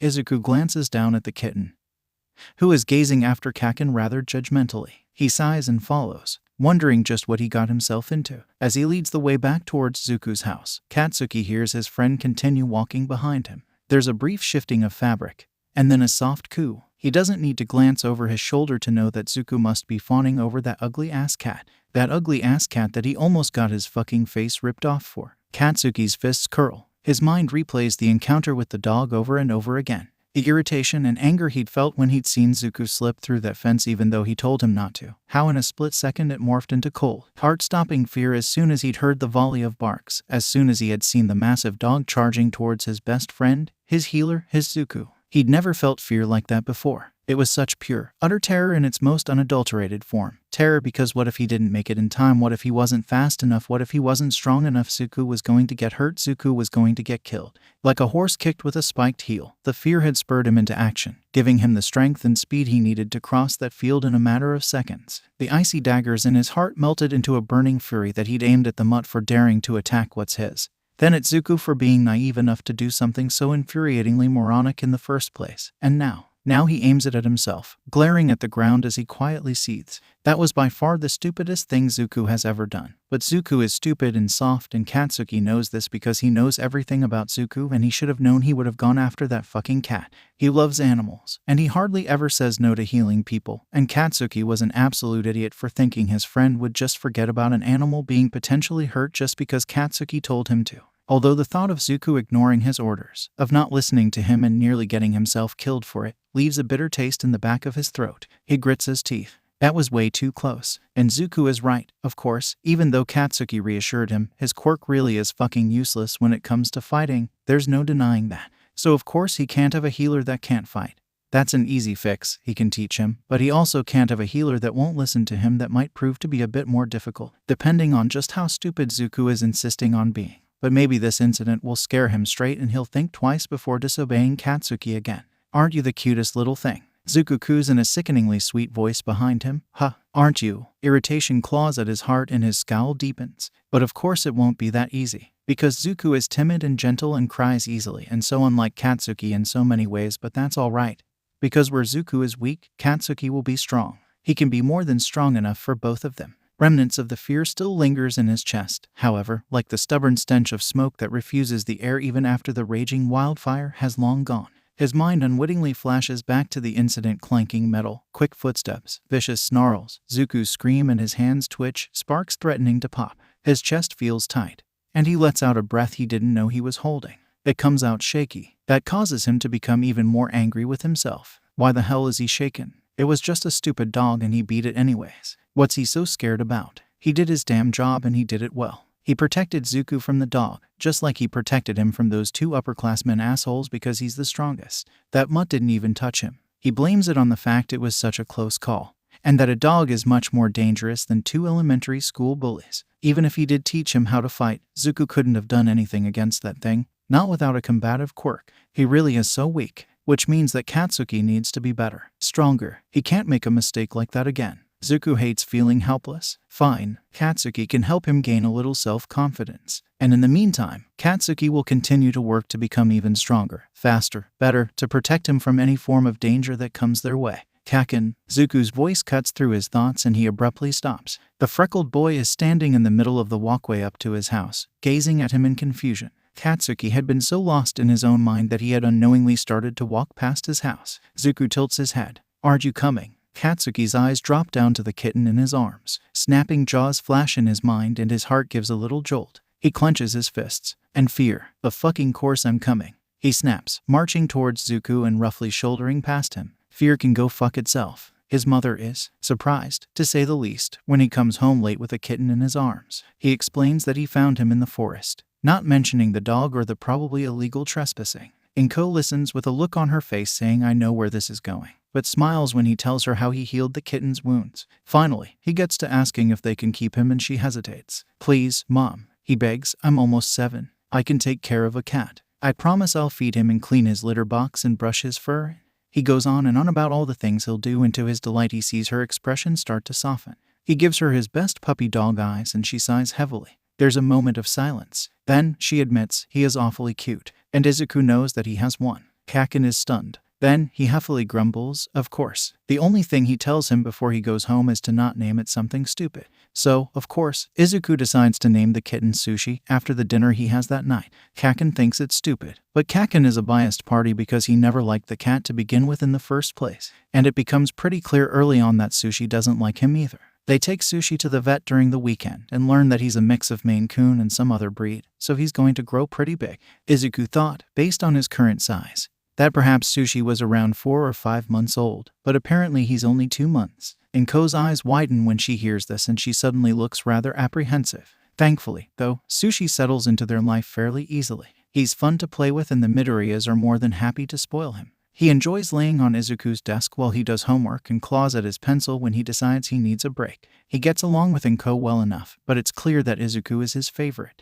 Not that the boy is complaining, but man, it's almost comical how much Sushi hates Kacchan. He doesn't puff up his fur and hiss, no, he's much more elegant than that. Whenever the blonde comes over, Sushi will plop himself right in Izuku's lap and just glare at him judgmentally. And it is glaring, there's no other way to describe it. Inko thinks it hilarious how expressive the cat is. He can communicate exactly what he's thinking just by looking at you. And he's never thinking anything good about Kacchan, but the feeling is mutual. Izuku nearly pisses himself laughing when he walks into his room one day to find Kacchan and Sushi having a glaring contest. You think you're fucking better than me, huh? Kacchan growls. Think staring at me will freak me out. You're just a stupid-looking furball that batted your eyes into a new family. But I've known Zuku for a hell of a lot longer than you have, so back off, fleabag. Behind him, Izuku is silently wheezing with laughter. He tries not to draw attention to himself, but he can't help the snort that escapes him. Kacchan whirls around with wide eyes and Izuku just loses it. He bursts out with laughter as Kacchan sputters indignantly and shrieks, "How fucking long have you been there?" Izuku's laughing so hard he can't even breathe, let alone respond. His laughter angers Kacchan even more. "Oh, piss off," he screeches. "That cat's got a fucking attitude and you know it. Fuck knows why you keep him around." From the other room, Inko gently scolds Kacchan for cursing. Despite his mirth, Izuku notices the blush on his friend's cheeks and tries to control his laughter, but he ends up just wheezing even harder. It doesn't help that Sushi is still sitting regally on his dresser, giving Kacchan a smug look. Eventually, Kacchan just grabs Izuku and drags him outside for another fighting lesson, which Izuku soon learns is really just an excuse to beat him up. Kacchan has been staying true to his word and makes them train nearly every day after school, although Izuku isn't sure if train is the right word. Just as he expected, Kacchan doesn't really know much about actual fighting, just about rough housing. He never really hurts Izuku, but he's a rowdy boy and he's got the muscles and dirty moves to prove it. The first couple of lessons are okay, but eventually their training sessions just turn into Kacchan wrestles with Izuku for an hour and always wins. Izuku doesn't know what he expects from him. It's no secret that he's not as big or strong as Kacchan or most of the other boys in his class. For that regard, not that he's by any means a runt, he's just on the shorter side. Always has been, although he supposes that these training sessions do count as him getting exercise, which is never a bad thing. Still, he's getting tired of Kacchan repeatedly pinning him to the ground or grappling with him and telling him to escape. How can he escape if he's not even learning any real fighting moves? Needless to say, their lessons soon start to involve a lot more of Kacchan chasing Izuku around and trying to catch him than any actual fighting moves. They have to make sure Sushi stays inside or goes somewhere else to train because on more than one occasion the cat has appeared and attacked Kacchan's legs while he chases Izuku. Kacchan adds it to the list of reasons why he hates Sushi, but Izuku finds it endearing. "He's just being protective of me, Kacchan," Izuku says as he pries the cat off of his friend.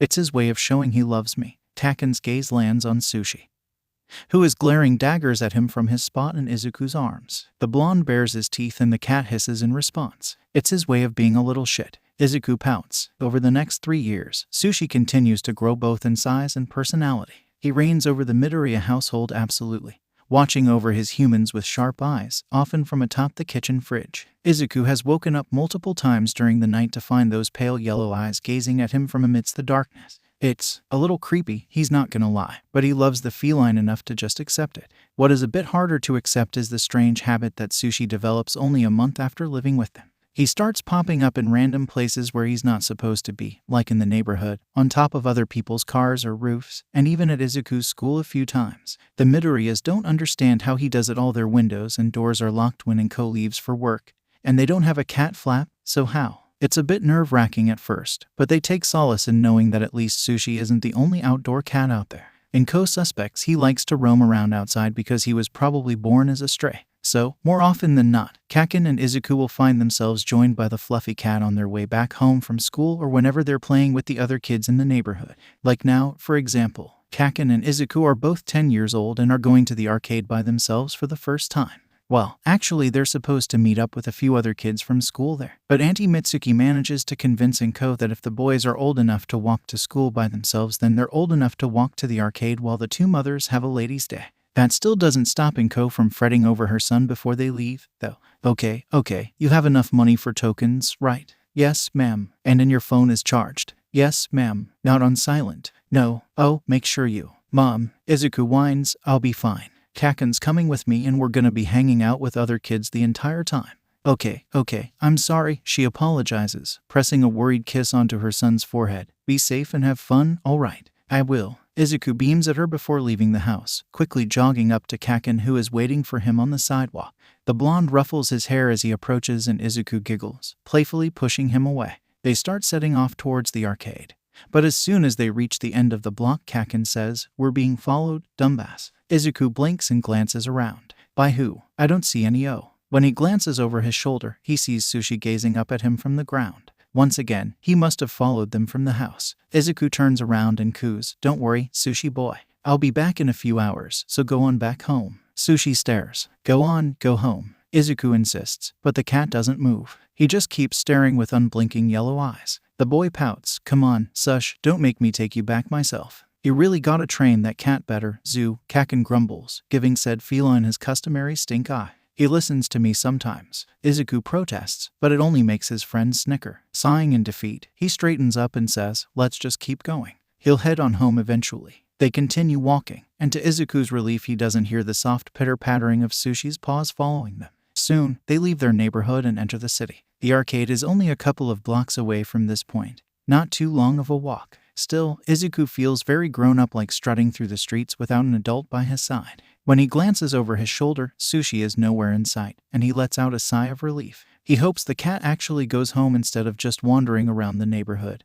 But that might be asking too much. For some reason, however, he still gets the feeling that someone is watching him. The hair on the back of his neck prickles and his eyes dart around, but he doesn't spot anything suspicious. Then, a familiar pink-haired boy standing by the arcade at the end of the street spots them and waves them over with a friendly smile. "Izuku-kun, Katsuki-kun, over here," pushing the strange feeling out of his mind.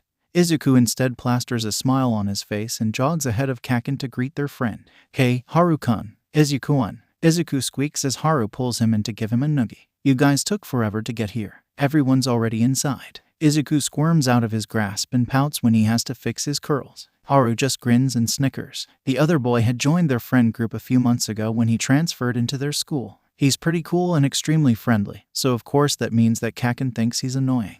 But Izuku doesn't care. He likes hanging out with Haru, and he also brought a couple of other friends into their group that Tsubasa and Inaba quickly befriend. Plus, he has a super neat quirk called face shift. Basically, he can shape shift, just only with his face. Kacchan thinks it's useless, but Izuku thinks his friend is just jealous, especially since Haru can spend hours making Izuku laugh by giving himself a duck bill or turning his hair different colors. Haru greets Kacchan, getting only a grunt of acknowledgement in response, and leads them into the arcade. There are no overhead lights, but they can still see just fine because all the games and booths are lit up with neon lights. It's loud and a little overwhelming, but Haru just laughs and ushers them along to where their group of friends is waiting. The next few hours are probably the most fun Izuku has ever had. Their group goes around playing nearly every single game they see. Kacchan challenges practically everyone to beat him in whatever racing games he can find, and he wins most of the time. Izuku tries to beat him and loses, which, while unfortunate, is never a surprise when it comes to Kacchan anymore. But Haru cheers him up by giving himself a lizard tongue and flicking it into his ear. Izuku squeals and runs away, Haru giving chase and pursuing him for a couple of minutes until Kacchan gets annoyed and drags Izuku off to play air hockey. Turns out, he's pretty good at it. His explosive friend's face is priceless when Izuku beats him the first time, and only gets more and more comical when Izuku continues to beat him 2 more times. Tsubasa and Haru watch from the sidelines, the latter whooping and cheering for Izuku, which only drives Kacchan to fight even harder until he finally wins. Still, at the end, Haru comes up to Izuku and congratulates him. "Dang, Izuku-kun, you're really good at air hockey," he says, grinning. Izuku laughs and scratches the back of his head. "Thanks, I never thought I've never really played it before today." "Ah, so you're a natural." Haru puts an arm around him and pointedly ignores the withering glare Kacchan sends him. Well, I think you deserve a prize, then. Come on, let's check out the claw machines. They wander over to the tall box of prizes and Izuku quickly spies a stuffed, marshmallow-shaped All Might toy. He moves to put a couple of tokens in the slot, but Haru stops him. Allow me, he says smoothly, already grabbing onto the joystick. Izuku blinks. Are you sure? Please. Haru winks. It's my treat. Which one do you want? He presses the start button and proceeds to expertly move the claw around, picking his way through the toys until he reaches the All Might stuffy that Izuku points out. Izuku watches with bated breath as the claw lowers and clasps onto it, bringing it over to the drop box and releasing it without a hitch. Haru grabs the toy and hands it to Izuku with a bit of dramatics, which causes him to giggle as he accepts the gift graciously. Then the taller boy straightens up and beams at him, and something about it makes Izuku's heart feel a little funny. His cheeks grow warm and he quickly finds himself hiding his burning face behind the plushie. Thanks, he squeaks, voice muffled. They all leave soon after that to get lunch somewhere, and as they walk out of the building, Kacchan spots some TVs in a shop's window broadcasting a villain fight. Further investigation leads to the realization that it's an All Might villain fight, so naturally this sidetracks them for a while. Watch him here, Kacchan says. I bet he's gonna bam. See, I told you he'd do that. He pumps his fists, his eyes practically sparkling as he watches the screen. Man, it doesn't get any cooler than All Might. There's still that other one creeping up on him, though. Haru comments, just as invested as the blonde is. Do you think he'll Did you see that? Guy didn't even stand a chance. Izuku watches with rapt attention too, albeit behind the group of boys. He'd like to get close, but he knows how excited they can get when they watch one of All Might's fights, and he doesn't want to accidentally get in the way of any flying hands. But man, All Might is never not cool. Izuku wishes he'd brought his hero journal with him, despite the fact that All Might already has almost an entire notebook dedicated to just him. A flash of gray in the corner of his eye distracts him and his head whips around. Was that Sushi? No, it couldn't be. He couldn't have possibly followed him all the way to the arcade. Just to ease his mind though, Izuku quietly sneaks away from the group to follow the flash of gray. It disappeared into a nearby alleyway, but when he reaches it, the cat is nowhere in sight. The alley is dark and full of trash cans and empty crates that lean against the walls. Izuku wrinkles his nose. Sushi, he calls out, but the cat still doesn't appear. Letting out a sigh of relief, he's about to turn back and rejoin the group when one of the trash bags suddenly rustles. An empty bottle clatters to the ground. Sushi, Izuku exclaims, walking into the alley. Where are you? Come on out, boy. Silence meets him. The bag rustles again. Izuku frowns. Are you stuck, buddy? He asks, jogging over to it. Don't worry, I'll. As soon as he gets close, a man suddenly lunges out from behind the trash bags and pounces on him. He immediately screams and scrambles backwards, but the man grabs him and uses his weight to force him to the ground. A hand covers his mouth, muffling his yelp of pain as his back hits the gravel beneath him. Panic floods his system and he thrashes around wildly, trying to escape. But the man must have some sort of vine quirk, because the moment there's thick black vines wrapping around his body, pinning his arms to his sides and locking his legs together. He wails, but black vines quickly wrap around his mouth, gagging him. The man lets out a huff of laughter as he keeps him pinned to the ground, sneering down at him as he continues to struggle. Don't make this difficult, kid, he growls. 2 vines come up to cover Izuku's eyes, blinding him, and the terror within him escalates as his world is plunged into darkness. The man chuckles in his ear. It'll be better for both of us if you just play nice. Do something funny and I'll make you regret it. Tears well up in Izuku's eyes as he hears a second pair of heavy footsteps approach them. Hey, another voice says. Did you get him? Of course I did. His attacker replies. Hands grab at Izuku and he feels himself being pulled to his feet. His legs are still bound together so he can't walk. But that doesn't seem to matter to the man as he drags him down the alley. Good, the second voice says. You sure he's the right one? There were a bunch of kids in that group. Of course I got the right one. The first voice snaps. Izuku continues to struggle against his grasp, letting out muffled screams until the man gives his head a hard slap. Oi, you brat. I told you to behave. To his partner, he says, don't worry, he's the one. I've been watching this kid for the past 3 weeks. I've seen how his quirk works. Trust me, he'll definitely be worth a pretty penny. Izuku's heart skips a beat at this. They want to sell him for his quirk. How could this be happening to him? In the back of his mind, he recalls what his mother told him the day his quirk manifested. Baby, I'm sorry, but you can't just use your quirk on anyone who asks you to, especially not strangers. There are some bad people out there that might want to take you so they can use your quirk. So this is what she was afraid of. This is why she always has Kacchan following him around. He had never truly understood. He thought that she was just being overprotective, or perhaps was worried about people being mean to him like Furuya and Akamine, but God, this is so much worse than Furuya and Akamine, and this time Kacchan's not here to save him. He wails again and thrashes around, slamming his head into his captor's chest. The man lets out an oof and his grip slackens, just a little bit, but it's enough for Izuku to wiggle free. Desperation fills his chest as he tries to make his escape, but it's a pathetic attempt. He's only able to turn and hop forwards once, his limbs still bound, before his second captor is upon him. Hands grab at him and pull him backwards, dragging him even further down the alleyway. They're soon joined by another pair of hands. These ones rougher and no doubt leaving bruises. Little brat, he doesn't even know which one is speaking now. All he's aware of is the sudden explosion of pain in his head as one of the men strikes him. Fucking behave or I'll make this hell for you. Just get him in the bag. The other voice snaps. It'll be easier to bring him in then. Dazed, Izuku feels himself being pushed forward as something is pulled over his head. Fabric. No, he heard the man say bag. They're putting him in a bag. The fabric jolts and the next thing he knows his feet are being swept off the ground. He falls onto his side, but his body doesn't hit the ground. Instead, the fabric wraps tighter around him as he gets carried in the bag, his captor's legs hitting him occasionally. Come on, now, one of the men grunts. The car's out back. Izuku feels like he's going to be sick. The helpless feeling is worse, so much worse now. He's so pathetic. He can't even do anything. He can't even fight. Why did he ever think he could stand a chance on his own? He was right when he told Kacchan that his quirk was useless. It was stupid of him to ever think otherwise. He wishes his friend was with him now. He'll no doubt be wondering where Izuku went. Oh god, his mother's never going to find out what happened to him. He'll never see her or Kacchan or any of his friends again. Hiss, what the fuagh? One of the men suddenly shouts. Izuku is abruptly dropped to the ground and he grunts, wondering what's going on. He can hear hissing and spitting and one of his captors is yelling. But no, wait, he's heard that hiss before. He hears it every time Kacchan comes over to his house.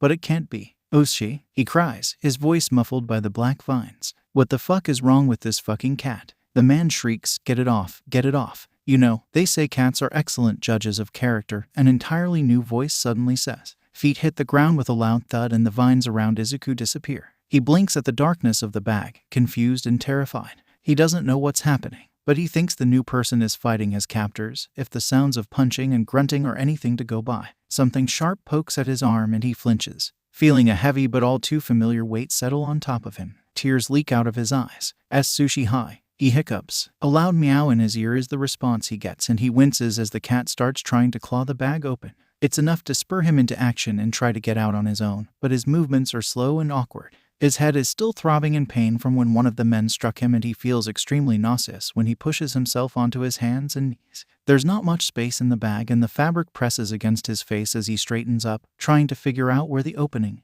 He kicks and pushes everywhere he can, but it must be tied shut because nothing budges. Sushi, he cries, trembling with fear. I'm stuck, I can't. Hang on, kid, the new voice says, and suddenly there's hands pulling at the bag from the outside. I've almost got you. Light pierces his eyes and he winces, blinking rapidly. As soon as he's freed from the bag, Sushi climbs onto his lap and nuzzles his face, purring loudly. He lets out a wet chuckle of relief, wrapping his arms around the feline, before he blearily looks up. A black-haired man with a scarf around his neck is crouched in front of him, staring at him with thinly veiled worry. It's obvious that he's the one who saved him, but Izuku is dazed and shaken from the attack, so when the man reaches towards him he can't help but flinch away. The man notices and immediately retracts his hand, instead reaching into his pocket to pull out a plastic card. I'm an underground hero, the man says, showing him the card. My name's Eraserhead. It's all right. I won't hurt you. I just want to see where you're injured. Izuku blinks at him slowly, still clutching his cat to his chest. An underground hero. A pro hero. He knows. He'd normally be freaking out right now, either asking the hero a million questions or begging him for his autograph. Probably both. But all he can do is let his eyes slide past the man to the far wall, where his two kidnappers are leaning against each other unconscious. They seem to be tied up in some sort of gray cloth. He looks to his right to see a car parked only a few feet away, its trunk wide open. The bag is on the ground next to him. Then, he looks back at Eraserhead and promptly bursts into tears. He cries harder than he's ever cried in his life, tears and snot dripping down his face as relief crashes into him. He hugs Sushi tight and just sobs into his fur, his dissipating fear and adrenaline leaving him trembling violently. Eraserhead waits patiently for him to cry himself out, putting a large hand on his shoulder in an awkward attempt at comfort. Izuku was nearly taken. He was nearly kidnapped. For his quirk. For what he gave out of generosity. People just wanted to take, to steal without any regard for him, and oh god, it's so much worse than any middle school bullies. Those men were watching him, if he hadn't been there. Izuku is suddenly all too aware that the car is still only a few feet away.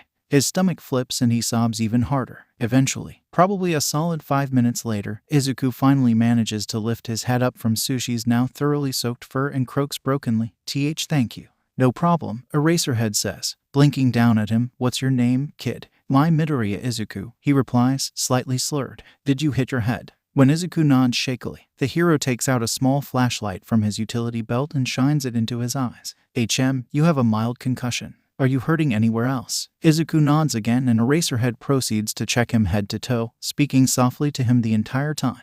Aside from the concussion, he just has a bunch of scrapes and bruises, most of them from the vines, which, Eraserhead explains, disappeared because he used his quirk to erase the first man's quirk. That's cool, Izuku murmurs, giving him a weary smile. Thanks, Eraserhead huffs. I'm gonna call the police to take these guys in. Do you have any idea why they targeted you?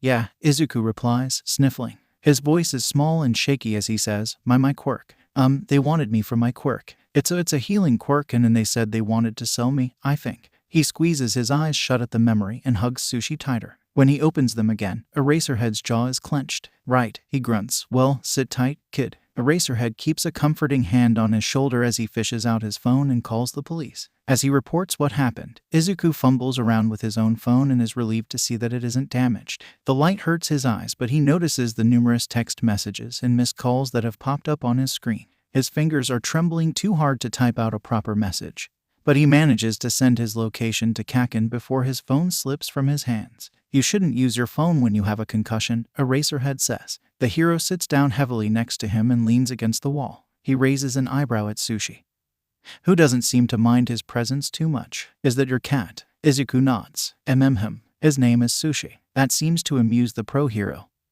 who lets out a snort. He's not supposed to be out here, Izuku adds, mostly because he doesn't want to sit in silence. He usually only stays in our neighborhood, but he wouldn't listen to me when I told him to go home. Yeah, cats aren't exactly obedient, Eraserhead replies. He glances at the entrance of the alleyway, which Izuku didn't realize was so far away. The villains must have dragged him farther than he thought. He's near the opposite end of the alley that opens up to a barren parking lot.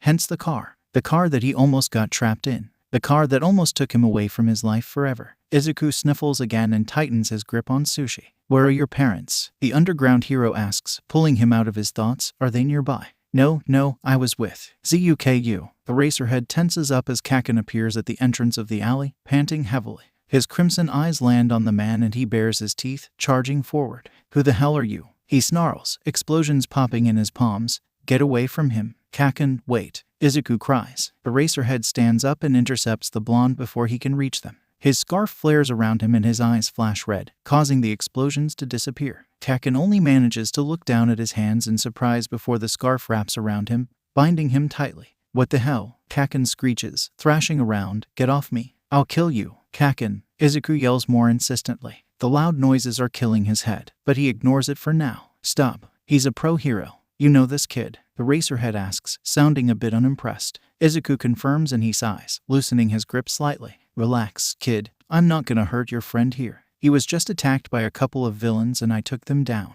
He turns slightly so Kacchan can see the unconscious men still tied together. Kacchan's eyes narrow before he squirms out of his scarf. Zuku. He runs over to Izuku and kneels down in front of him, grabbing his shoulders lightly. Are you alright? What the hell happened? And what the fuck is Sushi doing here? Sushi, who is still curled up against Izuku's chest, hisses and tries to swipe at Kacchan, but the boy dodges.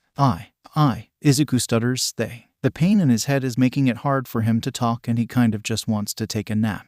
But he forces his eyes to stay open. Thankfully, Eraserhead explains for him. Those guys were trying to kidnap him and sell him off, he states bluntly. Kacchan's eyes widen and he whips his head to look at him. Eraserhead continues. Healing quirks are rare and considered valuable, so I know that. Kacchan snaps. Eraserhead's eye twitches, but Kacchan just turns back to Izuku, hands flexing like he doesn't know what to do with them. Shit, Zuku, are you? His eyes roam over him, from his bruised arms and face to his glazed eyes. His jaw clenches. Shit. If you could call his parents, that would be helpful, Eraserhead interrupts. Kacchan surprisingly does so without much fuss. Izuku cringes at the police sirens as they get closer. His head feels like it's about to explode and he's even more tired now. He can hear Kacchan on the phone with his mother, who is no doubt freaking out. Eraserhead helps him to his feet and leads him to one of the police cars, ushering Kacchan in as well before turning to help some officers put the two villains into another car. He's not coming with us, Kacchan asks as the officer in front starts driving away. Heroes don't usually accompany victims to the police station, kid. The officer replies. He has to stay behind to give his report and then he'll probably just continue his patrol. Right, I knew that, Kacchan grumbles under his breath. He glances at Izuku, who is idly petting Sushi with drooping eyelids as he leans against his shoulder. Hey, stay awake. Izuku whines but obliges. The drive to the police station is fairly quick and soon Izuku is being examined by a nurse, who confirms that he has a mild concussion. Kacchan has to hold Sushi the whole time, which neither of them are happy about. He shifts in his seat impatiently while she cleans and bandages Izuku's scrapes, telling him to take it easy for the next few days to give his brain time to heal. Thankfully, it's summer break, so at least he won't have to take time off of school. Then, a police officer comes in and asks him a bunch of questions, helping him file a report which he writes down on his clipboard. Kacchan stays silent the entire time, only occasionally growling at a particular detail or grumbling when Sushi digs his claws into his lap. Once the report is complete, the officer hands it off to someone else before waiting with them for their parents to arrive. 10 minutes later, Inko bursts in with Auntie Mitsuki and Uncle Masaru at her heels. She's already a blubbering mess, but when she sees Izuku's bruised face she cries even harder. Oh, my baby, she sobs, hugging him tightly. My baby, my poor baby. Glad to see you're okay, kiddo, Auntie Mitsuki says, then turns to Kacchan with a scowl on her face. And where the hell were you? Hey, I thought he was with me the whole time. Kacchan snaps. I didn't even realize they'd taken him until... Guys, please, the officer interrupts, raising her hands. Lower your voices. Midoriya-kun has a concussion and yelling isn't going to make him feel better. Inko whimpers and buries her face into her son's hair. Sushi, who made the mistake of climbing back into Izuku's lap while they were waiting, meows in distress as he's squished between them. Sushi, Inko hiccups, pulling away slightly. What are you doing here? Izuku smiles tiredly and snuggles him closer. He tried to fight off the bad guys, he says, a hint of pride in his voice. Inko looks confused. Uncle Masaru turns to the police officer and asks, please, can you tell us exactly what happened? We only got a vague idea from Katsuki. Did someone really try to kidnap Izuku? The officer nods and repeats what was reported by both Izuku and Eraserhead. Inko looks like she's about to faint when she hears that the villains wanted to sell Izuku for his quirk. Auntie Mitsuki growls and Uncle Masaru tenses up, casting a worried look toward the boy. When the officer is done, she informs Inko of Izuku's injuries and tells her that he will need to take it easy for the next few days and get lots of rest. Inko nods hastily and thanks the officer before helping her son into the car. She was still with Auntie Mitsuki when she got the call from Kacchan, so the woman drove her and Uncle Masaru to the station in her car. It's a bit of a squeeze with 5 people and a cat, but they make it back home with relative ease. When they get out of the car, Kacchan, who was silent the entire ride, asks Inko if he and Izuku can have a sleepover. Oh, of course, Inko says. I'll put the futon in Izuku's room. Just remember that he needs a lot of rest and no video games. They're bad for his concussion. It's fine, Kacchan replies. I just want to. He trails off, eyeing Izuku before glancing away with gritted teeth. Inko smiles understandingly and nods. Do you mind if Masaru and I come over for a bit? Auntie Mitsuki asks. I can help you cook dinner. And you look like you could use some company. Thank you, Inko sighs. So they all enter the Midoriya household, Inko helping Izuku to the couch like he's made of glass. Kacchan and Sushi settle in beside him while the adults move to the kitchen. There's not much to do since he's not allowed to watch TV, but he's too tired to do that anyway, so he just lets his head drop onto his friend's shoulder. After a moment, Kacchan wraps his arm around Izuku and pulls him closer, resting his chin on top of his curls. Izuku lets out a soft sigh, closing his eyes and listening to his friend breathe. He can hear the adults in the kitchen and Inko's muffled cries. His mother is obviously trying to keep her voice low as she speaks with Auntie Mitsuki and Uncle Masaru in hushed tones, but her sniffling and occasional whimpers are as clear as day. His heart aches for her. He knows how badly this must have shaken her, but right now, he's too tired to even consider consoling her. So, with his head on Kacchan's shoulder and his cat curled up against him, Izuku drifts off to sleep. If some fucker comes along and decides to snatch Izuku because he wants to force him to use his quirk, what are you gonna do? I'll beat him up, of course. I'll beat up any fucker who tries to take him. Katsuki is Zuko's protector. He knows this. It's been this way for over half their lives now, and not once has he complained about it. The role comes as naturally to him as the explosions in his palms do. Those guys were trying to kidnap him and sell him off. His arm tightens around Zuko's sleeping form. But this time someone else had to save him. Someone else had to be his protector. Someone else had to do Katsuki's damn job for him. And fuck, if they hadn't, Zuko would be. Auntie Inko's soft cries from the kitchen reach his ears, interrupting his thoughts. He can hear his mother's voice, gentler than he's ever heard, trying to soothe her as she struggles to muffle her sobs. His chest suddenly feels too tight. He knows that if he looks down he'll see the numerous scrapes and bruises from the villains littering Zuku's skin. And where the hell were you? And where the hell were you? And where the hell were you? Zuku lets out a soft whimper. Katsuki immediately loosens his hold around him, having unconsciously tightened his arm into a vice grip. Zuku relaxes against him once more, but the burning, self-loathing anger remains. There's something else to it, though. He's used to anger. There's not a day that passes in which he doesn't get angry at one thing or another. But this is different. This is what he felt back when he saw the bruises those two upperclassmen assholes left on Zuku, or what he felt when he saw that dog going to attack him, except it's worse because he didn't win. He didn't fight. He didn't protect him. This is Katsuki's first taste of failure, and he doesn't like it one bit. After that, the danger that Izuku's quirk puts him in becomes more real. Inko sits him down a few days later and tells him everything Dr. Tsubasa warned her about the day his quirk manifested. She hadn't wanted to fully tell him when he was younger because she didn't want him to worry, or worse, think his quirk was a bad thing. But now it's clear that in order for him to be safe, for him to really take his safety seriously, she needs to tell him everything. So she begins by explaining how Dr. Tsubasa said his quirk is very strong and will only get stronger as he grows up.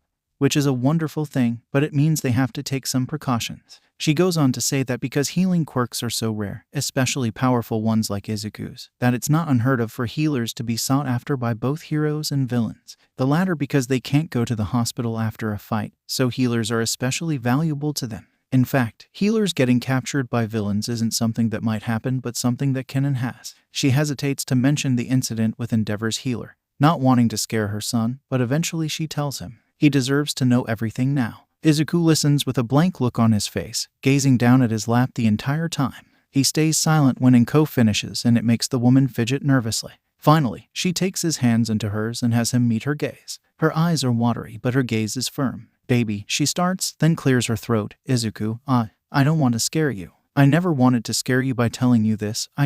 It's okay, Mom, he says, I understand. It's a little weird, you know. It's weird to think that I'm desirable to people I don't even know and just for my quirk. It's just weird. He scratches the back of his head. And I always thought that Kacchan was a bit paranoid and overprotective, but now, I guess it makes sense. Oof, and I bet he's gonna be a lot worse after this. He lets out a huff of laughter, but there isn't much humor in it. Inko gives him a sad smile and squeezes his hands. I know it's probably going to be annoying and tiresome being attached to his hip all the time, but I need you to take it a bit more seriously. Katsuki-kun is your protector. He knows that, and I need you to know it as well. Izuku presses his lips together and nods once. And then it won't just be him. Inko adds, Dr. Tsubasa-sen said that a lot of hero agencies upped the security around their healers after the incident with Endeavor's agency. So, just know that Katsuki-kun isn't going to be the only overprotective hero you're going to have to deal with when you get older. She laughs. Izuku rolls his eyes but smiles a bit. I'm excited for you to become a healer, his mother says, but you haven't joined the world of heroes yet. And until you do, you need to be careful. So, she takes a deep breath before continuing. I've talked about it with Mitsuki-san and Masaru-san, and I think it would be a good idea to enroll you in self-defense classes. Izuku perks up. Really? I know it might be a lot on top of school and I know you like to hang out with your friends, but no, Mom, I'd love to. Izuku insists, leaning forward. Finally, he'll be able to fend for himself if he needs to. Inko blinks in surprise. Really? He nods rapidly and she smiles. Oh, good. Katsuki-kun would be going with you. Of course it'll be good for him too. Maybe give him an outlet for that explosive energy. Yeah, Izuku agrees eagerly. When do we start? Oh, next week, Inko says, giving him a firm look, if even. You're still recovering from your concussion, sweetie. Izuku sighs heavily and groans.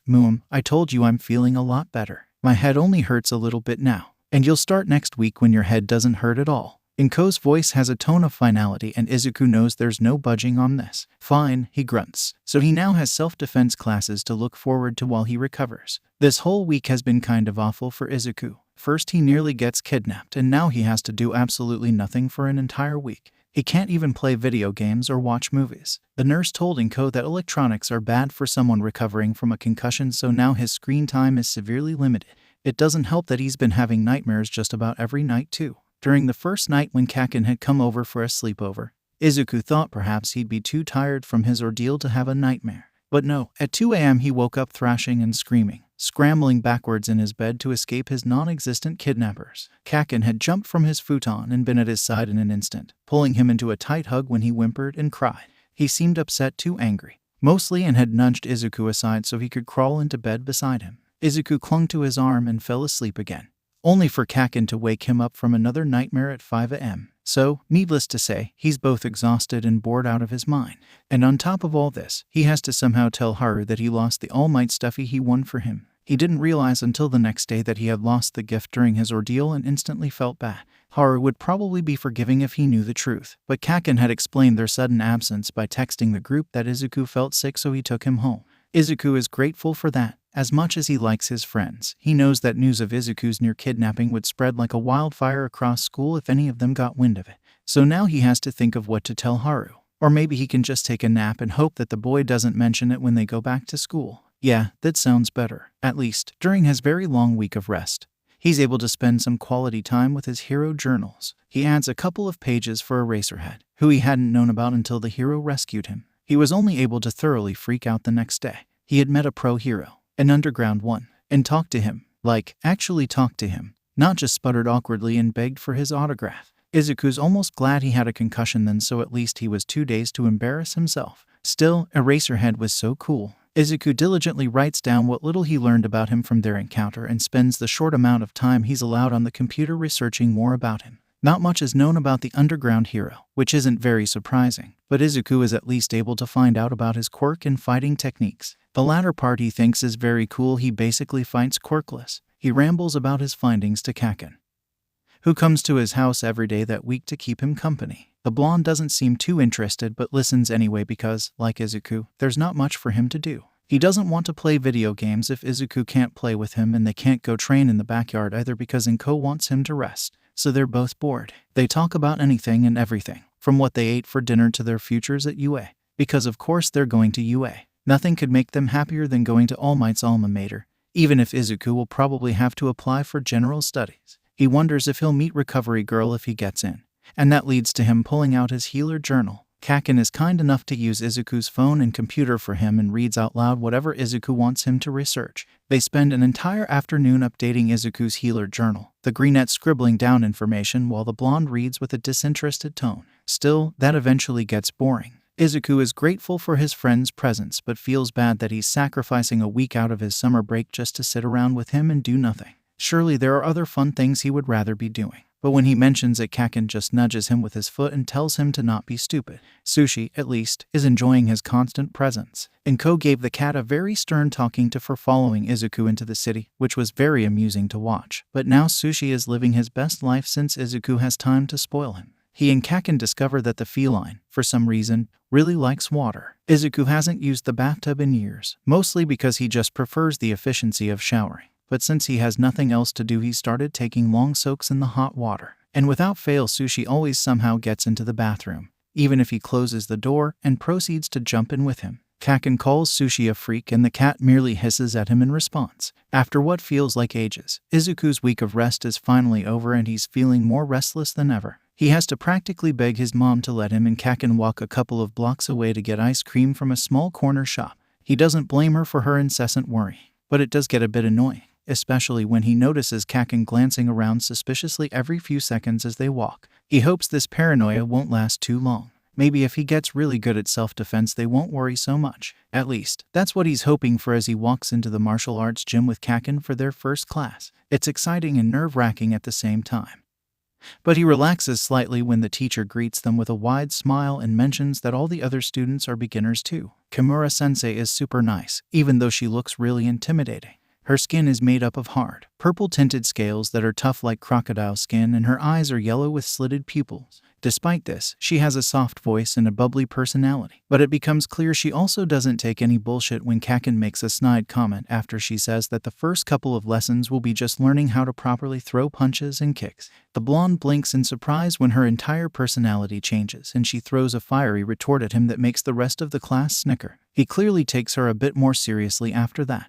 The self-defense classes are fun but a lot harder than Izuku thought they would be. Once school starts back up again, Izuku finds himself restraining himself from using his quirk just so that he has enough energy to get through his after-school lessons. They're only on Sunday, Tuesday, and Thursday, but Kimura makes it very clear she expects them to keep practicing at home. So, after a few months of now real training, Izuku and Kacchan start going on runs together. The lessons are physically demanding for both of them, so they figure that running might help them build muscle and become stronger. Izuku likes it, especially when he discovers that he's a faster runner than Kacchan, which pisses his friend off. Their casual jogging often turns into full-on sprinting as they race each other. It's super fun, even if it does leave their legs shaking with exhaustion afterwards. Izuku soon starts having to put his hair into a small ponytail when he exercises. When Kacchan questions why he's growing out his hair, Izuku replies that he just feels like it.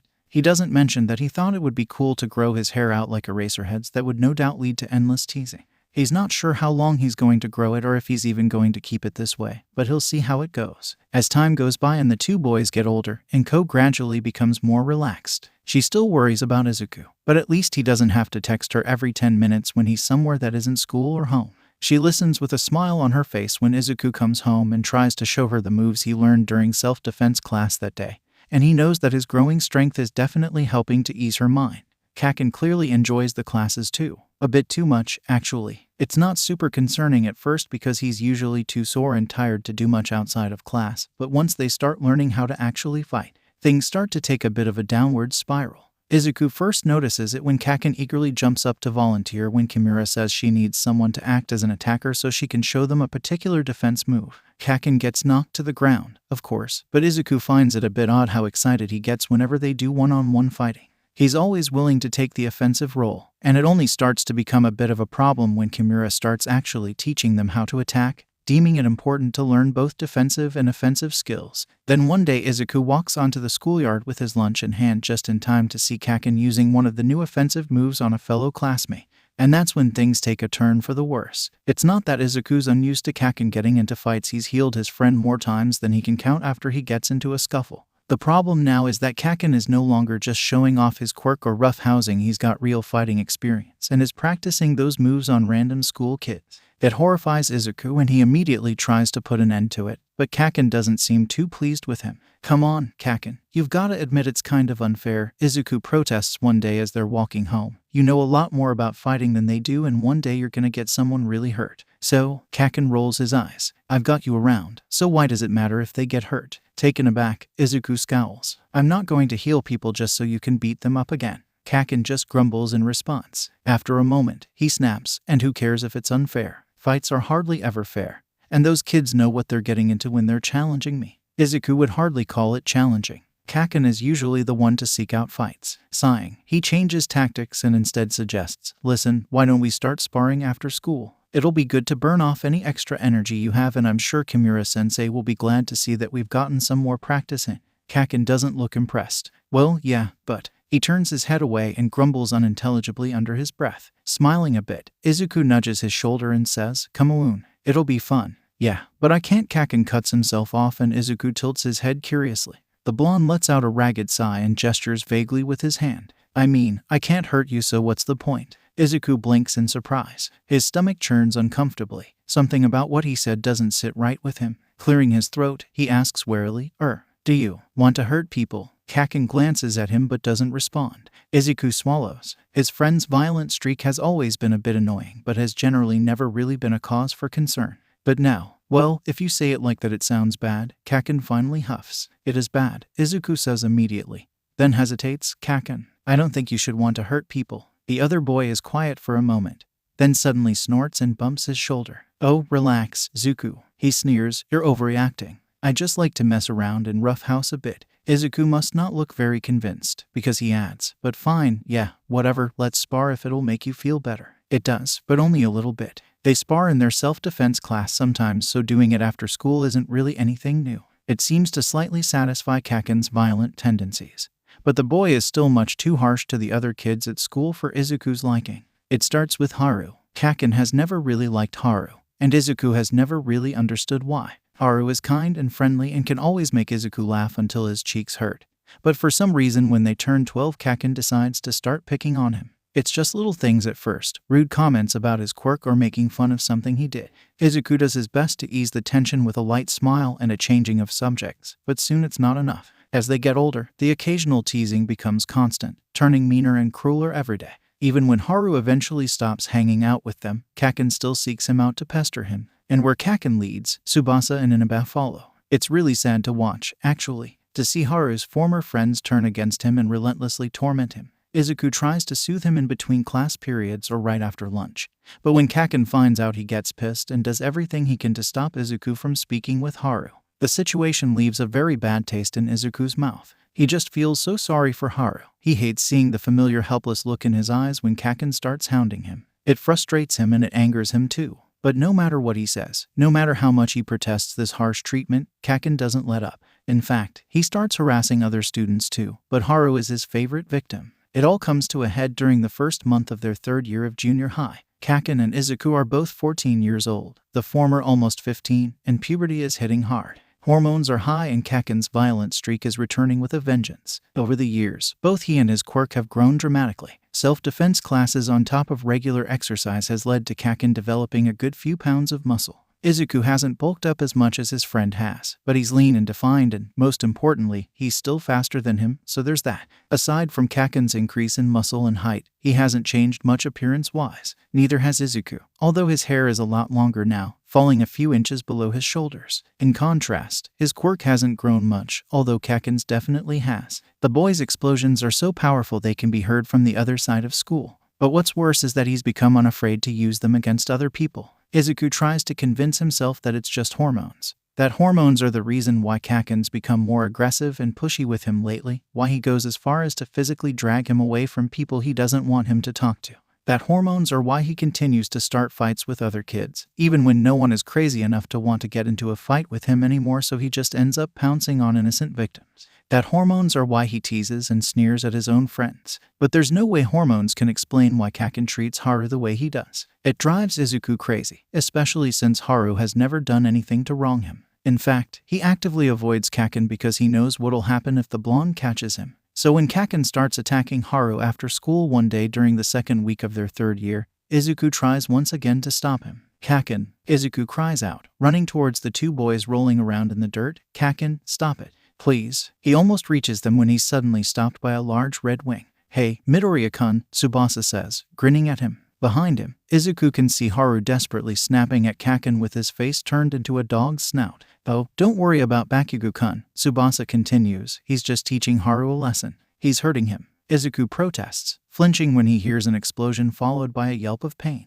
"Stop it, Kacchan, stop it." He tries to run towards them again, but Tsubasa's wing stops him once more, this time blocking his view too. The larger boy steps closer. "Come on now, Midoriya-kun," Tsubasa says. He starts slowly flapping his wings towards Izuku, forcing him to step backwards or get hit. "Hey Tsubasa-kun." Frustrated, Izuku tries to step around, but Tsubasa's wings have grown with him and are much larger than they used to be. Izuku grunts as a wing hits his chest, gentle enough to not hurt him but hard enough to push him back. "Relax, Midoriya-kun.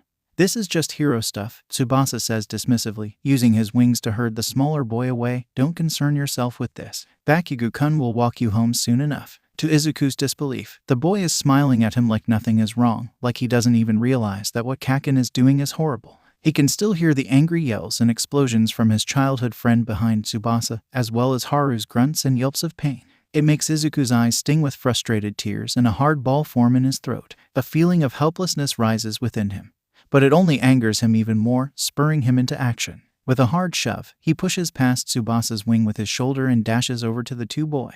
Kacchan has Haru pinned to the ground and raises his fist once more, sparks dancing across his skin. "Kacchan, no." Izuku lunges forward and wraps his arms around Kacchan's chest, stumbling backwards as he drags him off of Haru. Kacchan sputters and thrashes wildly, but it buys Haru enough time to scramble out from underneath the blonde and stagger to his feet. Izuku watches as Haru, burned and bruised with a bleeding nose, casts him a grateful look and runs away before Kacchan manages to break out of his hold. "Zuku, what the fuck?" Kacchan shrieks, twisting away from him and whirling around. "What's your fucking problem?" "You," Izuku shouts, clenching his fists as he glares angrily. "Kacchan, you could have killed him." Kacchan rolls his eyes and scoffs. "Oh, don't be so dramatic, Zuku. I was just roughing him up a bit." "No, you weren't. You were hurting him." Izuku protests. "What did he ever do to you anyway?" "He was pissing me off," Kacchan states, as if that explains everything. "What the hell are you even doing here? I thought I've told you a million times to stay out of the way when I fight." Yeah, sorry," Tsubasa says, scratching the back of his head as he walks over to them. "He got past me." Kacchan arches an eyebrow and snorts. How pathetic are you to let a guy with a healing quirk get past you? Izuku frowns, his heart still thudding with adrenaline. What's that supposed to mean? He snaps. It means Kacchan swings his head back to fix him with a hard look, poking him in the chest with a finger. That you've got no business getting involved with fights. You're gonna be a healer, not a hero, so quit acting like you're anything more than a guy with a healing quirk. Izuku's eyes widen and he stumbles back a step, as if struck by a physical blow. A flash of something passes over Kacchan's face before it regains its usual cocky expression. Izuku swallows and grits his teeth, glaring hard. Well, anyway, we gonna head to the arcade or what? Tsubasa asks. Inaba-kun should be here soon. Yeah, Kacchan huffs, still eyeing Izuku. Sure, whatever. He pauses before clearing his throat impatiently, turning his face to show his bruised cheek where Haru must have landed a hit on him. He doesn't say anything, but the expectation is clear. Izuku almost laughs out loud. Kacchan seriously expects him to heal his injuries after saying something like that to him. Bullshit. Izuku usually tries not to curse much, but right now he wants to scream obscenities at his childhood friend. But instead he just takes another step back. I need to get something first, he says, voice hollow. I forgot something in the locker room. I'll come with you, Kacchan starts to say. No, Izuku interrupts, already turning away. I'll be right back. Without waiting for a response, he turns and dashes over to where he saw Haru disappear. He spots the boy sitting against the wall next to the water fountain, hissing as he dabs at his burns with a wet tissue. Haru-kun, Izuku whispers. Haru flinches but relaxes slightly when he realizes it's him. He gives the greenette a weary smile that Izuku cannot return. He slowly walks over to where the boy is sitting, gasping softly when he sees the extent of the wounds littering his body. Burns, scrapes, bruises. God, Kacchan brutalized him. I'm sorry, he croaks, falling to his knees in front of Haru. I'm so sorry, I should have stopped him sooner. I don't understand why he treats you this way. Izuku-kun. It's okay, Haru says, and Izuku lets out a single wet laugh at the old nickname. This isn't your fault, Haru continues. I guess Bakugo-kun found out I was thinking of applying to UA. You are. Izuku blinks in surprise. I was, Haru corrects, then winces. Now I'm thinking maybe it's best if I don't. I only mentioned it to a couple of people, but Bakugo-kun must have found out anyway and, well, he gestures to himself. He's pretty adamant about you and him being the only ones from this school to get into UA. Izuku grits his teeth. I didn't know you wanted to be a hero, he admits. Oh, no. Haru shakes his head. I was going for general studies. Izuku can't believe his ears. If Kacchan beat up Haru because he wanted to get into the hero course, well, it wouldn't have made it okay, but at least it would have made sense. Kacchan's always been the competitive type. But to beat up Haru just because he wants to get into the same school as him? God, what the hell has Kacchan turned into? Izuku's never been so pissed off before in his life. Taking a deep breath through his nose in an attempt to calm himself, Izuku reaches forward and places a hand on one of the burns on Haru's arm. His quirk activates automatically in response to direct contact with the wound in Haru's eyes. Izuku focuses on the energy flowing out of him,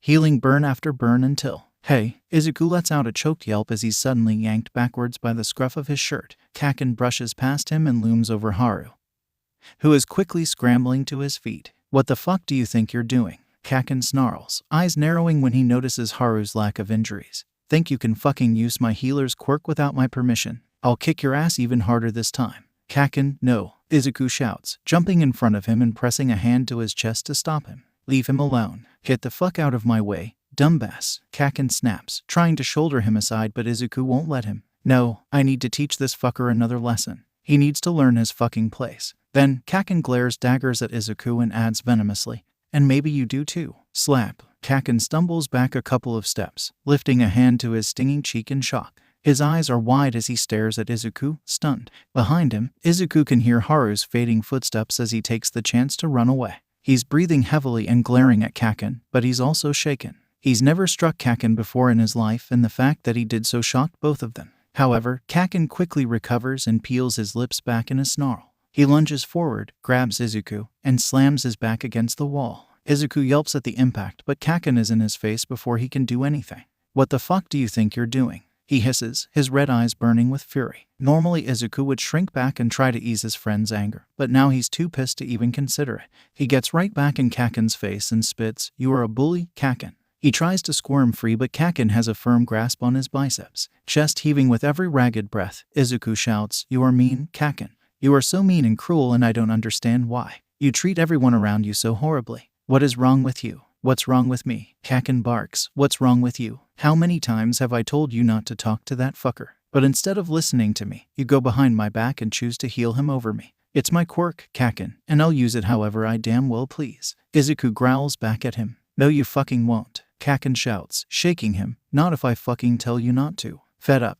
Izuku tries again to break free of his hold, but Kacchan merely readjusts his grip and shoves him back against the wall. They struggle against each other for a few moments before Izuku hisses, God, you are so controlling, Kacchan. You can't just push me around however you like and expect me to be okay with it. You can't expect me to stand back and watch you hurt people that don't deserve it. How can you expect to be a good hero if you can't even be a decent human being?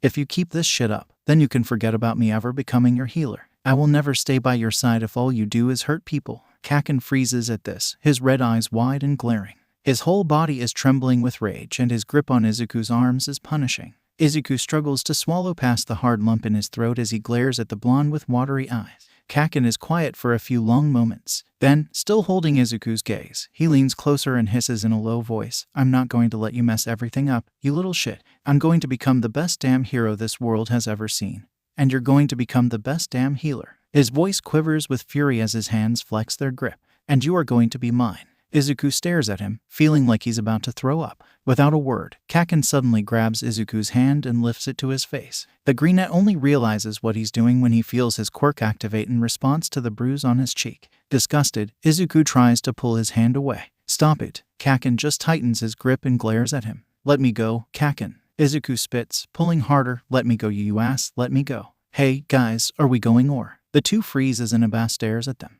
His eyes lock on Kacchan's hands grabbing Izuku and for a moment the latter feels a spark of hope in his chest. But no, Inaba won't stand up to Kacchan. Not even for him. Is everything alright? Before Kacchan can respond, Izuku headbutts him in the nose. As soon as his grip slackens, Izuku shoulders past him and dashes away. Zuku, he hears Kacchan call out, Oi, where the fuck do you think you're going? Zuku, leave me alone. He shrieks, not sparing a glance behind him. Footsteps pound against gravel as Kacchan gives chase, but luckily Izuku has always been faster than the blonde. He dashes past the school gates and rounds the corner sharply, spewing apologies as he nearly rams into multiple passerbys. He runs harder than he's ever run before, tears flying in the wind as desperation claws at his chest. God, he feels like he can't breathe. He feels stuck, so utterly trapped. He feels like he's about to pass out. Izuku stumbles to a stop and presses his hand against a building, chest heaving as he gasps for air. Kacchan stopped chasing him a few blocks back. But even so, his eyes dart around anxiously. People give him curious looks as they walk by him. After a few minutes, he finally catches his breath and straightens up. A quick glance around reveals that he doesn't really know where he is, but he finds himself not caring much. All he can think about is Kacchan. That asshole, Izuku hisses, his voice breaking. The sidewalk is blurry beneath him. Wiping away tears, he starts walking down the street and muttering under his breath. How could Kacchan say something like that? The look in his eyes terrified him, genuinely terrified him. He felt like a mouse caught in a cat's claws. He'd always known that Kacchan was overprotective of him, especially around people like Haru. He'd just always thought it was because Haru could make him laugh and it made Kacchan jealous, since he'd always had Izuku's attention since they were kids.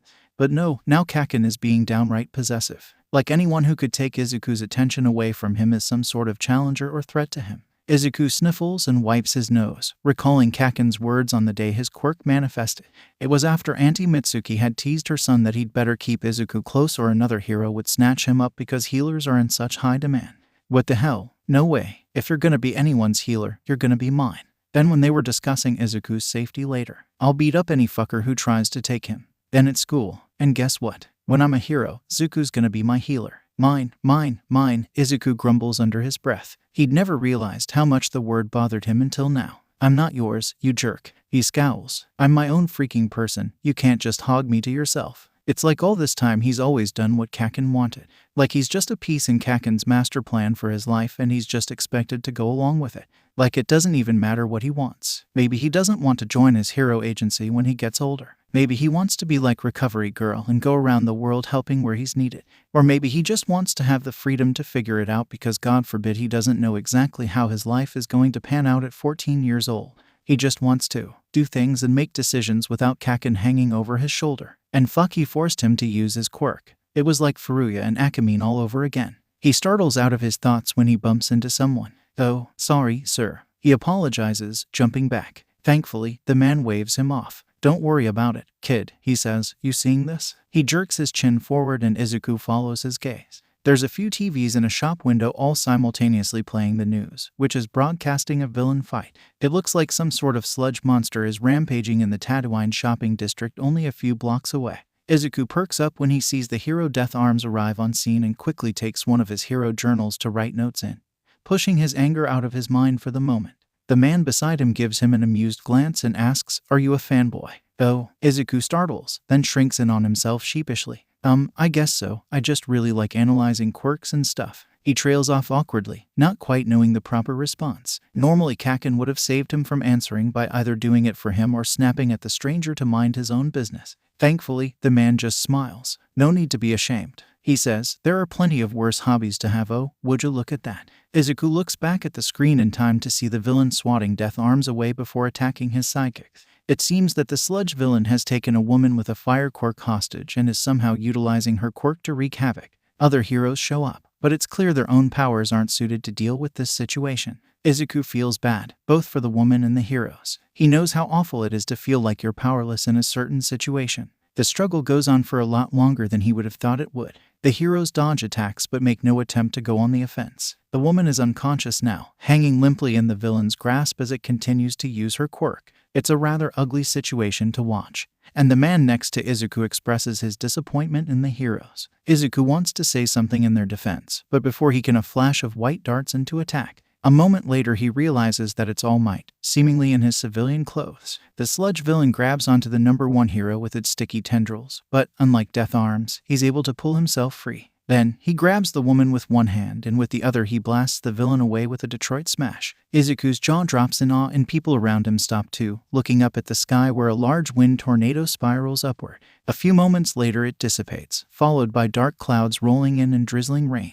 "Wow," the man beside him barks. "He changed the weather with just one punch. That's All Might for you." Izuku giggles and looks back at the screen where All Might is standing amongst the wreckage of the attack. He raises his fist as the crowd goes wild, then gently scoops up the unconscious woman and brings her to paramedics waiting nearby. While they check her over, he talks to reporters and the other heroes gather up the scattered pieces of sludge. Satisfied, Izuku is about to turn and keep walking when a sharp gasp from a reporter catches his attention. The camera focuses on a paramedic who solemnly declares that the woman is dead, apparently having suffocated while in the sludge villain's grasp. Shocked gasps ripple through the crowd as the camera then focuses on All Might, who looks devastated. The next few minutes are filled with him apologizing repeatedly and expressing his regret, but for some reason he seems a bit restless. Izuku's not the only one that notices, and when All Might abruptly apologizes and says that he must leave, one reporter criticizes him harshly, saying, "You came too late and now you're just going to leave." Izuku winces. He's sure All Might has his reasons, and he does apologize repeatedly before quickly taking his leave, but his departure doesn't look good to the press. HMPH, the man beside him tusks, shaking his head. Not a good day for the heroes. Izuku swallows and then sighs. Even if it didn't end so well, it was still cool to see All Might. Unfortunately, thanks to the number one hero, it's now drizzling and he doesn't have an umbrella. "I guess I should go home then," he murmurs to himself, then winces. He hopes he doesn't run into Kacchan. He'd like to avoid that confrontation for as long as possible. He checks his phone, which is still set on silent since he was in school, and wrinkles his nose at the numerous text messages and missed calls from Kacchan. The last one was sent 5 minutes ago. Thankfully, it seems he hasn't said anything to Inko, or otherwise Izuku would have over 100 missed messages. Ignoring the blonde's texts, Izuku pockets his phone and starts walking again. He figures he can find his way home if he can just find a familiar landmark. Of course, he could also probably just search up a map, but it's kind of exciting being out on his own. A bit nerve-wracking since he's lost his protection, but exciting nonetheless. It's like he's exploring. And the best part is that he decides what turns to take instead of just following Kacchan around. It doesn't take very long for him to find a familiar street. It's fairly empty at this time of day, so he relaxes slightly, enjoying the setting sun beaming on him as he walks down the street. The drizzle has faded away by now, leaving everything slightly damp. Izuku is in the midst of pulling his hair up into a ponytail when the sound of harsh coughing startles him. Pausing, he glances around before following the source of the noise. It leads him towards an alleyway, which makes him a bit nervous. He's always avoided alleys since that day, but they're in a relatively nice neighborhood, so he cautiously continues walking until he can peek his head around the corner. A tall skeleton of a man is leaning heavily against the wall. His eyes are closed and he seems to gasp for breath. Izuku frowns. He doesn't like the sound of that. Every inhale and exhale is slightly gurgly, like there's something wet in his lungs that he can't get out. And he looks awfully skinny, especially in those clothes that are obviously much too large for him. There's also something weirdly familiar about him, so Izuku doesn't feel particularly unsafe as he slowly steps into the alley. Excuse me, sir. The skeletal man startles, his eyes flying open. Izuku startles too and raises his hands, placating. I am sorry, he apologizes. I didn't mean to surprise you, it's just, are you alright? The man swallows thickly and nods. Izuku frowns and steps a bit closer. Are you sure? He asks, keeping his voice light and friendly. You don't look so good. Do you need help, or is there someone I can call for you? No, the man finally speaks, his voice sounding raspy. I'm fine, really, it's just an old. Just then, Izuku notices the blood in his hand and his eyes widen. Oh my gosh, he gasps, rushing over to his side. You're hurt. The man looks down at his hand, as if he just noticed the blood. Oh, no, this is nothing, really? He gives what Izuku assumes is a grim attempt at a smile. Then the man suddenly chokes and blood spews out of his mouth and right onto Izuku's face. Izuku recoils in disgust and takes a couple of steps back. But the stranger immediately starts fretting over him. Oh my goodness, I am so sorry. He sputters apologies, blood still dribbling down his chin. Here, I can help, let me just. Izuku tenses when the man places his large hands on his shoulders to steady him and immediately reaches up to grab them. But as soon as his fingers make contact with the skin on the man's wrists, his quirk activates, letting him feel the energy flowing through the man. He goes still. Holy shit. He can't help but whisper, his eyes wide as he stares at the man's chest. Usually, when a person is injured, their energy will swirl around the points of their injuries as the body attempts to heal naturally. But this man, not only does he have a huge mass of swirling energy on his left flank, there are some areas where the energy is just missing. Where his left lung and stomach should be, there's no energy at all. It's as if the organs aren't there. It's a horrible wound to feel and it causes tears to prick at Izuku's eyes, finally managing to tear his gaze away from the man's chest. He stares up into his eyes and whispers breathlessly, You're really hurt, aren't you? The man pauses in his fretting and looks down at him, a confused expression on his face. What are you talking about? He asks. He gently tries to pull his hands away, but Izuku doesn't let him, tightening his grip on the man's wrists. Young man, what are you doing? I feel odd. Izuku's quirk activated as soon as he touched the man's skin, immediately reacting to his wounds. But Izuku has never healed an injury this severe before. He can't control his energy as it flows out of him rapidly, trying to reach the wounds as fast as possible, trying to fill what's missing. He feels like his energy is being drained out of him and he wobbles on his feet, the man's hands pressing down on his shoulders to steady him. Kid, are you alright? Izuku can't respond. The man keeps talking, keeps asking something, but it all washes over his ears like a wave. He can barely think. All he knows is that he can't stop the energy from leaving him, and it's terrifying. He's never tried to stop the flow before, but it's also never taken this long to heal someone before. Usually the minor injuries he heals vanish almost instantly, but his energy has rapidly flowing out of him for nearly a minute now. Black dots dance across his vision and his knees buckle. Kid, the stranger cries, struggling to hold him upright. He ends up pressed against his side, the side with that horrible wound, and his quirk sings, reaching out for the wound that he can practically feel through the man's shirt. The last thing Izuku sees are worried blue eyes peering down at him before his world turns black. Kid, damn it, kid, what the hell? Toshinori leans over the boy as he gently lays him onto the ground. The boy remains unconscious, leaving Toshinori to wonder what the hell is going on. Shit, he curses to himself, ready to pull out his phone and call an ambulance. For some reason, though, he pauses. Ever since the boy grabbed his wrists, he's been feeling strange. He immediately figured it was the boy's quirk and made to move away, but the boy didn't want to let him go.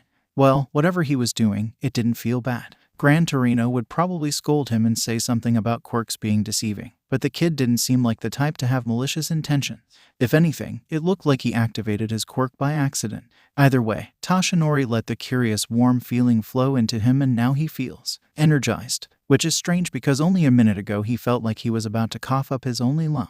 And not only does he feel energized, but he feels like he could stay in his muscled form for another 3 hours if he wanted to. Toshinori looks down at the boy, wondering what exactly his quirk is. Well, whatever it is, it clearly affected the boy rather negatively. So, he puffs up into his muscled form, surprised that it doesn't hurt as much as he thought it would, and scoops the kid into his arms, backpack and all. Then he takes off into the sky, aiming for the nearest hospital. He makes sure to clean his blood off of the kid's face before he lands. When the paramedics ask what happened, he makes up a quick lie and says that he just found the boy alone and unconscious in an alley. They believe him without question, of course, and he leaves after that. Normally he would probably go back to his apartment at this time of day, but since he's feeling so great he decides that it wouldn't hurt to stay out longer. There's something that he wanted to do tomorrow, but now he finds the family of the woman who was killed by the sludge villain a mere couple hours before and personally apologizes to them, bowing low to the ground. He doesn't quite know how well they take it the woman's death is so fresh,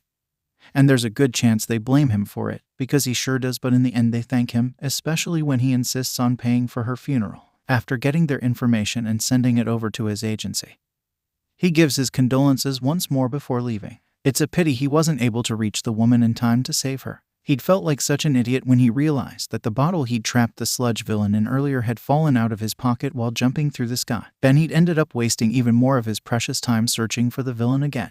Thankfully, he'd had just enough energy to defeat the bastard again when he saw the ruckus downtown, but by then it had been too late. Staying to talk to the press had been awful. He'd just been barely holding his hero form, and then leaving right after the woman's death was announced. That looked bad, really bad, even for the #1 hero, and he knows his agency will probably have to deal with some bad press in the coming days. But for now, he pours himself into his work for the next couple of hours, taking down villain after villain until he decides to retire for the night. He still has some energy left, but he doesn't want to risk ending up in a situation like he'd been in earlier when he'd gotten too tired to hold his hero form and deflated in an alleyway. So he heads back to his apartment. He's just about to get into the shower when it happens. A low rumbling noise erupts from his abdomen. He startles so badly he nearly slips and clutches the edge of the shower to steady himself. Eyes wide, he looks down at his torso in surprise. Is it just him? Or is his scar just slightly smaller than it used to be? Jaw slackening, he raises his head and gazes at himself in the mirror above his sink. No, he spent hours staring at this scar in disgust before, and it's definitely looking less horrible than it usually does, if only slightly.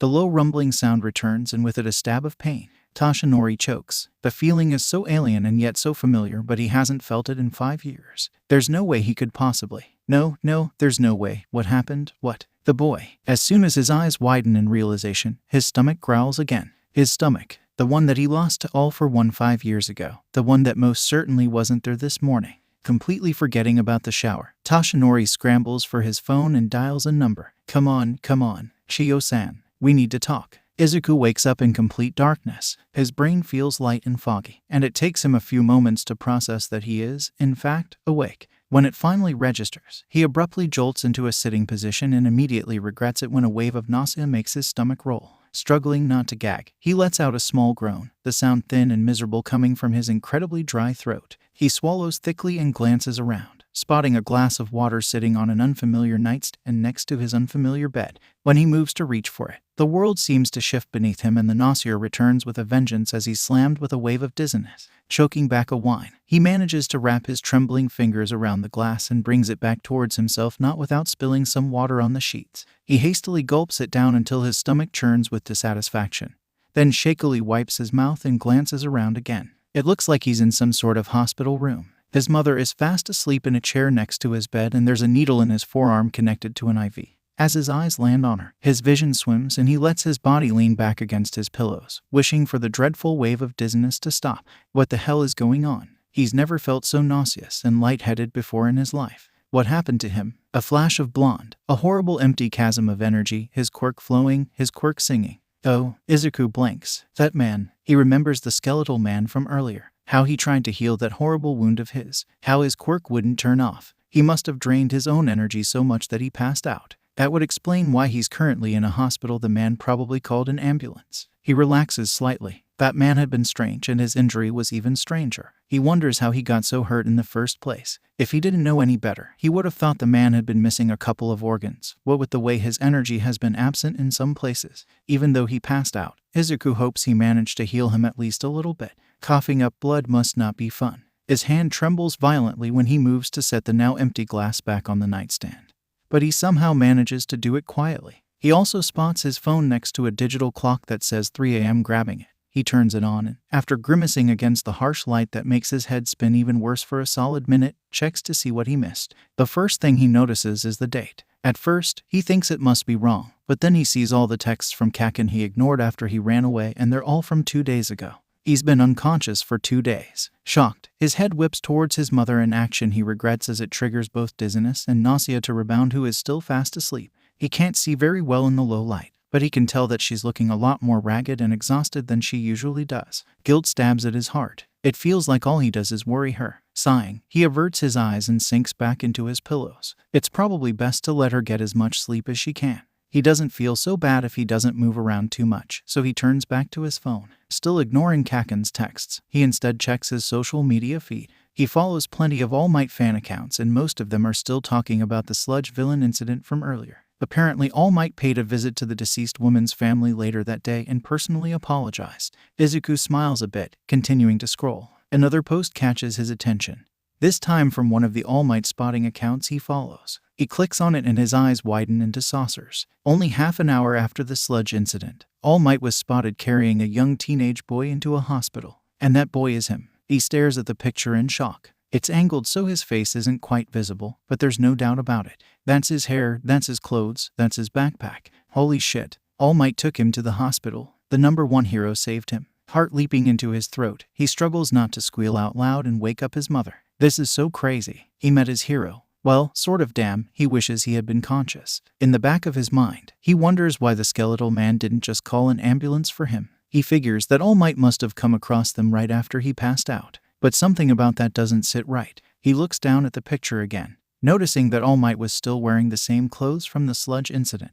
He thinks of the skeletal man and how he seemed so weirdly familiar. He thinks of the clothes that hung off his skinny frame and realizes that they looked exactly like All Might's clothes. That's a strange coincidence, but it doesn't mean anything. Maybe Izuku thought he seemed familiar because his clothes were so similar to All Might's, who he'd seen on the TV earlier that day. But there's just something about the way his clothes were just so obviously big for him, as if they were meant for someone much larger than him. His eyes widen. No way. No freaking way. There's no way. No way All Might could be so skinny, so injured. But maybe that's why he had to leave the sludge incident so suddenly. Izuku startles out of his thoughts, glancing over at his mother who is blinking at him blearily. As soon as their eyes meet, she perks up and lunges at him, throwing her arms around his shoulders and immediately bursting into tears. Izuku, she wails, "You're okay. You're okay." Izuku grunts, feeling slightly suffocated, and pats her back comfortingly. As soon as she calms down enough to pull away, she cries, "What happened, Izuku? What happened?"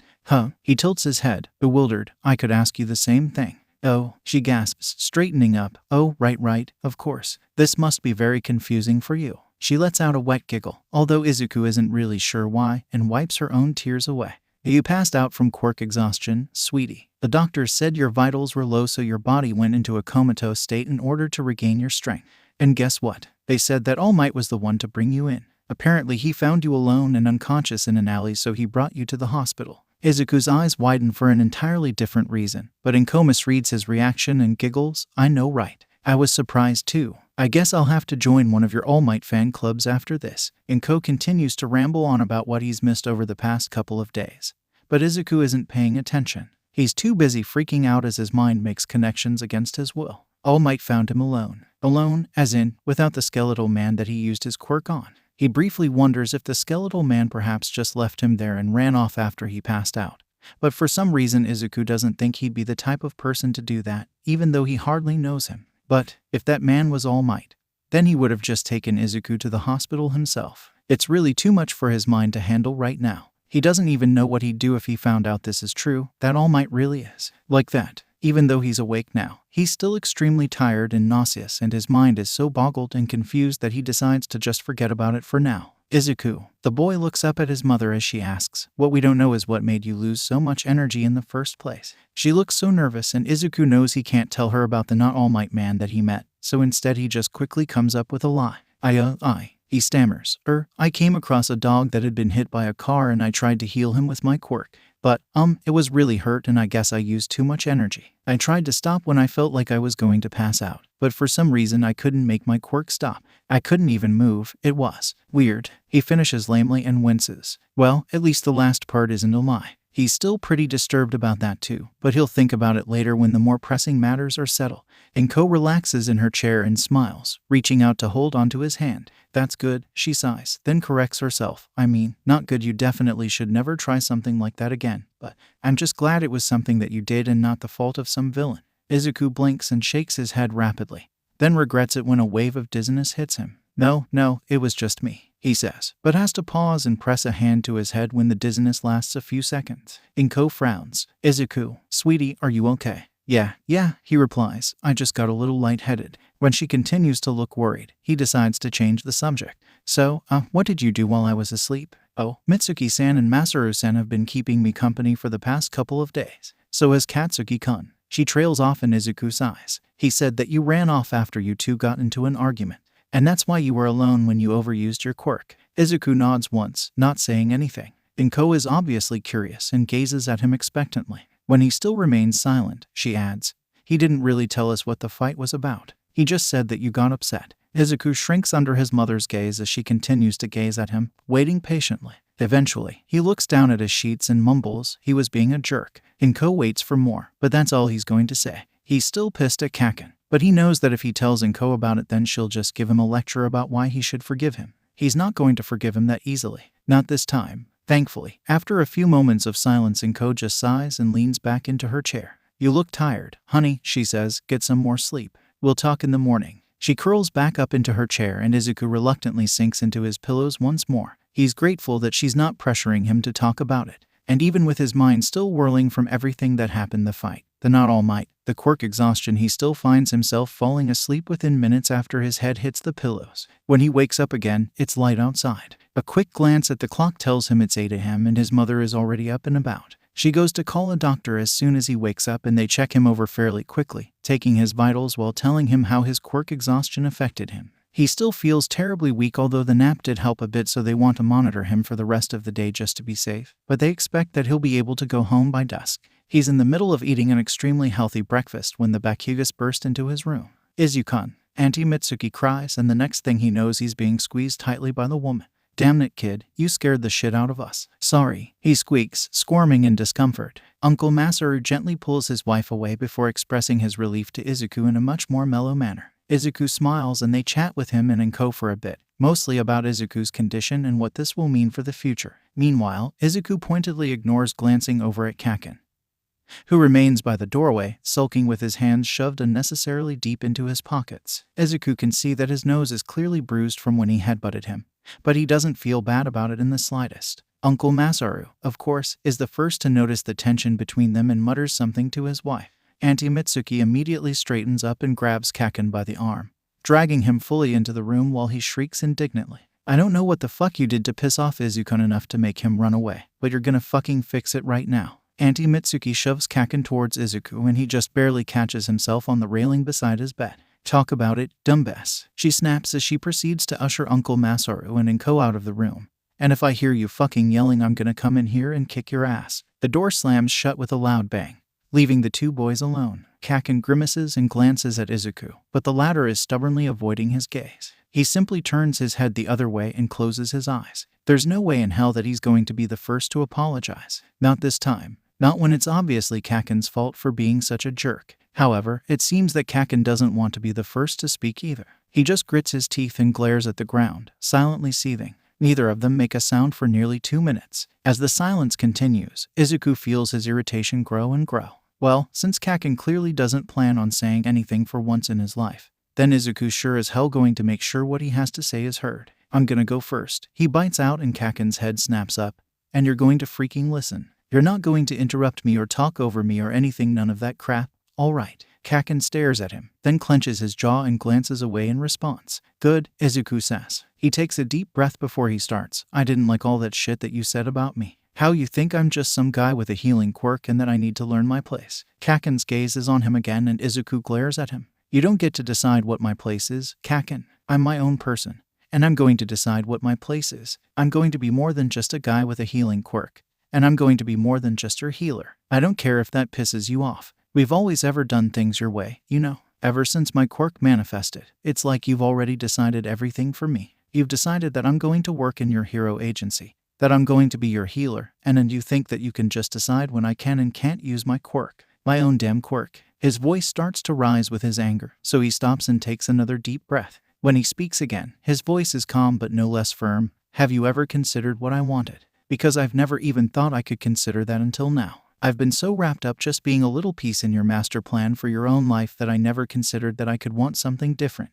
So, I'm going to decide stuff for myself now. I don't know exactly where I'm going to end up in the future, but whatever it is, you're just going to have to deal with it. Kacchan had been fidgeting impatiently ever since he started talking, but now he steps forward and snaps, "Listen here, you little. I'm not fucking done." Izuku interrupts him. "You don't get to say your part until I've said mine." Kacchan glares at him with fiery red eyes, grinding his teeth audibly, but he says nothing. Izuku tries again. "Now, in regards to Haru-kun, that little fucker deserved it." Kacchan explodes. "He deserved every bit of." "Boy," Auntie Mitsuki's voice shouts through the door. "Don't make me fucking come in there, brat." Kacchan snarls wordlessly at the door but falls silent.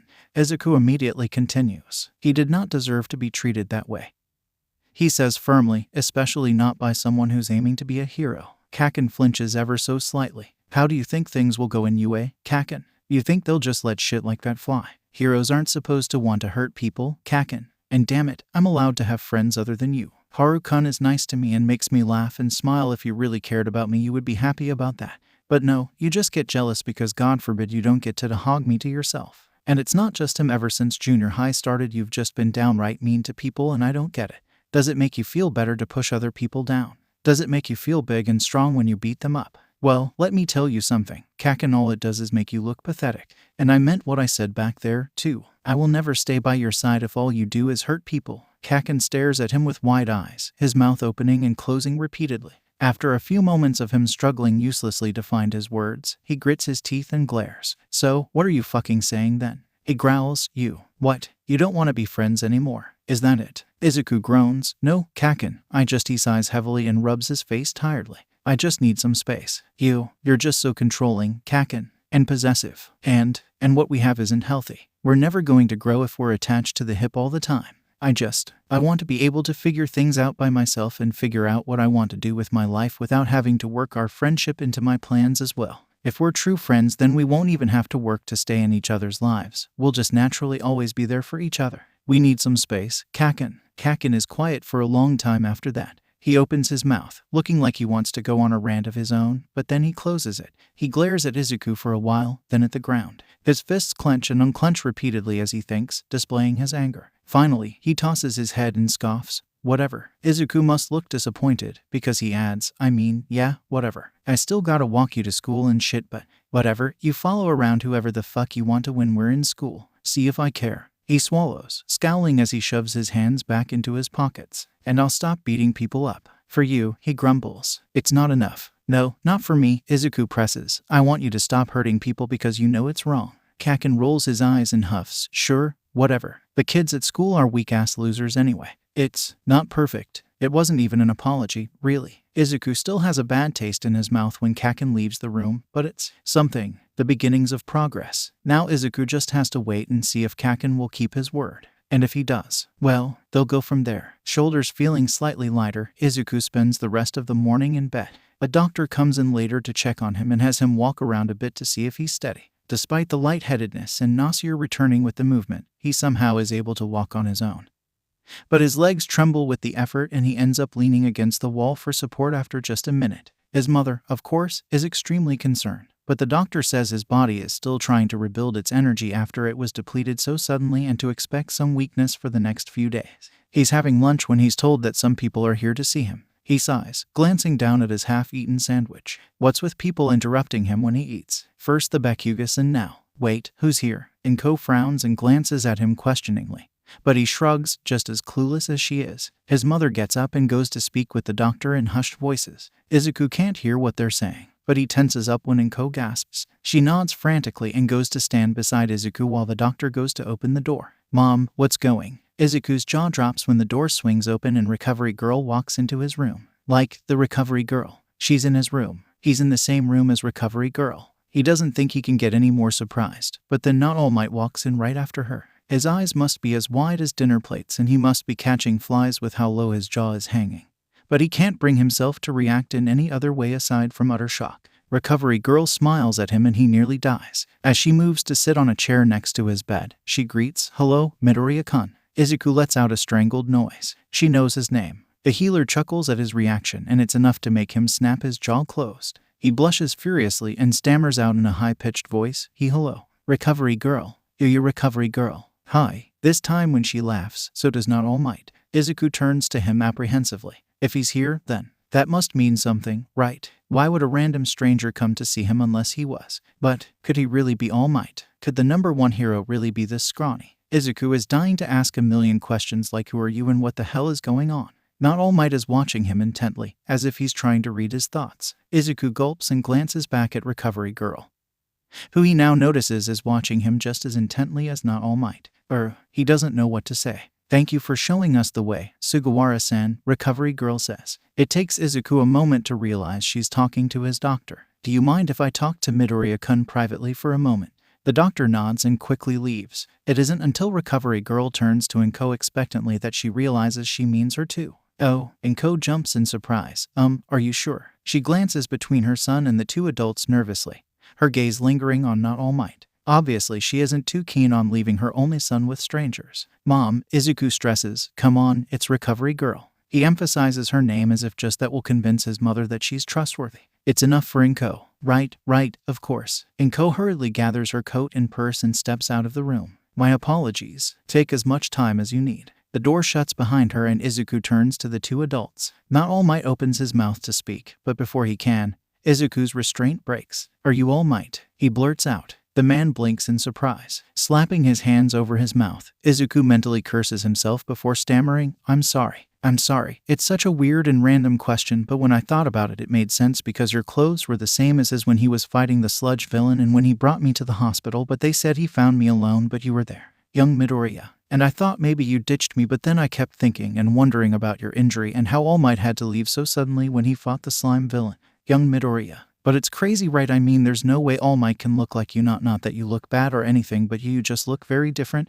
Not All Might sighs heavily and suddenly inflates. There's no other way to describe it. But the next thing Izuku knows, there's a very big and very real All Might standing before him. Izuku chokes. Recovery Girl, seeming very disgruntled but not at all surprised, glares at All Might and says, thanks for the warning, you drama queen. All Might grins briefly before shrinking back down into the skinny stranger that he'd met a couple of days ago.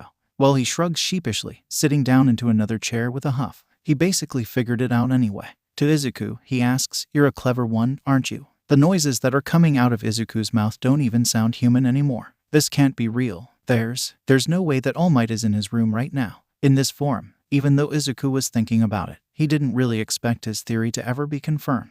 But now, he gawks. I don't understand is what he wants to say. But then All Might's words sink in and he hesitates, taking a moment to try and focus his racing mind. Your injury, he stammers, looking up at the number one hero. It makes you like this. All Might nods seriously. You know how guys at the pool are always sucking in and flexing and try to hold their buff. I'm like that. His words completely contradict his grave attitude. Izuku sputters and Recovery Girl rolls her eyes. Oh, come on. You owe this poor boy an explanation, especially before. She trails off and Izuku frowns. Before what? Right? Sorry, All Might apologizes. Then looks at Izuku. I hope I don't have to tell you how important it is that you don't tell this to anyone. Right? Izuku yelps, spine nearly snapping as he straightens up immediately. Of course, All Might saves everyone and wins the day with a fearless smile. If people knew about your injury. All Might nods again. Good, so you understand then. Izuku blanks.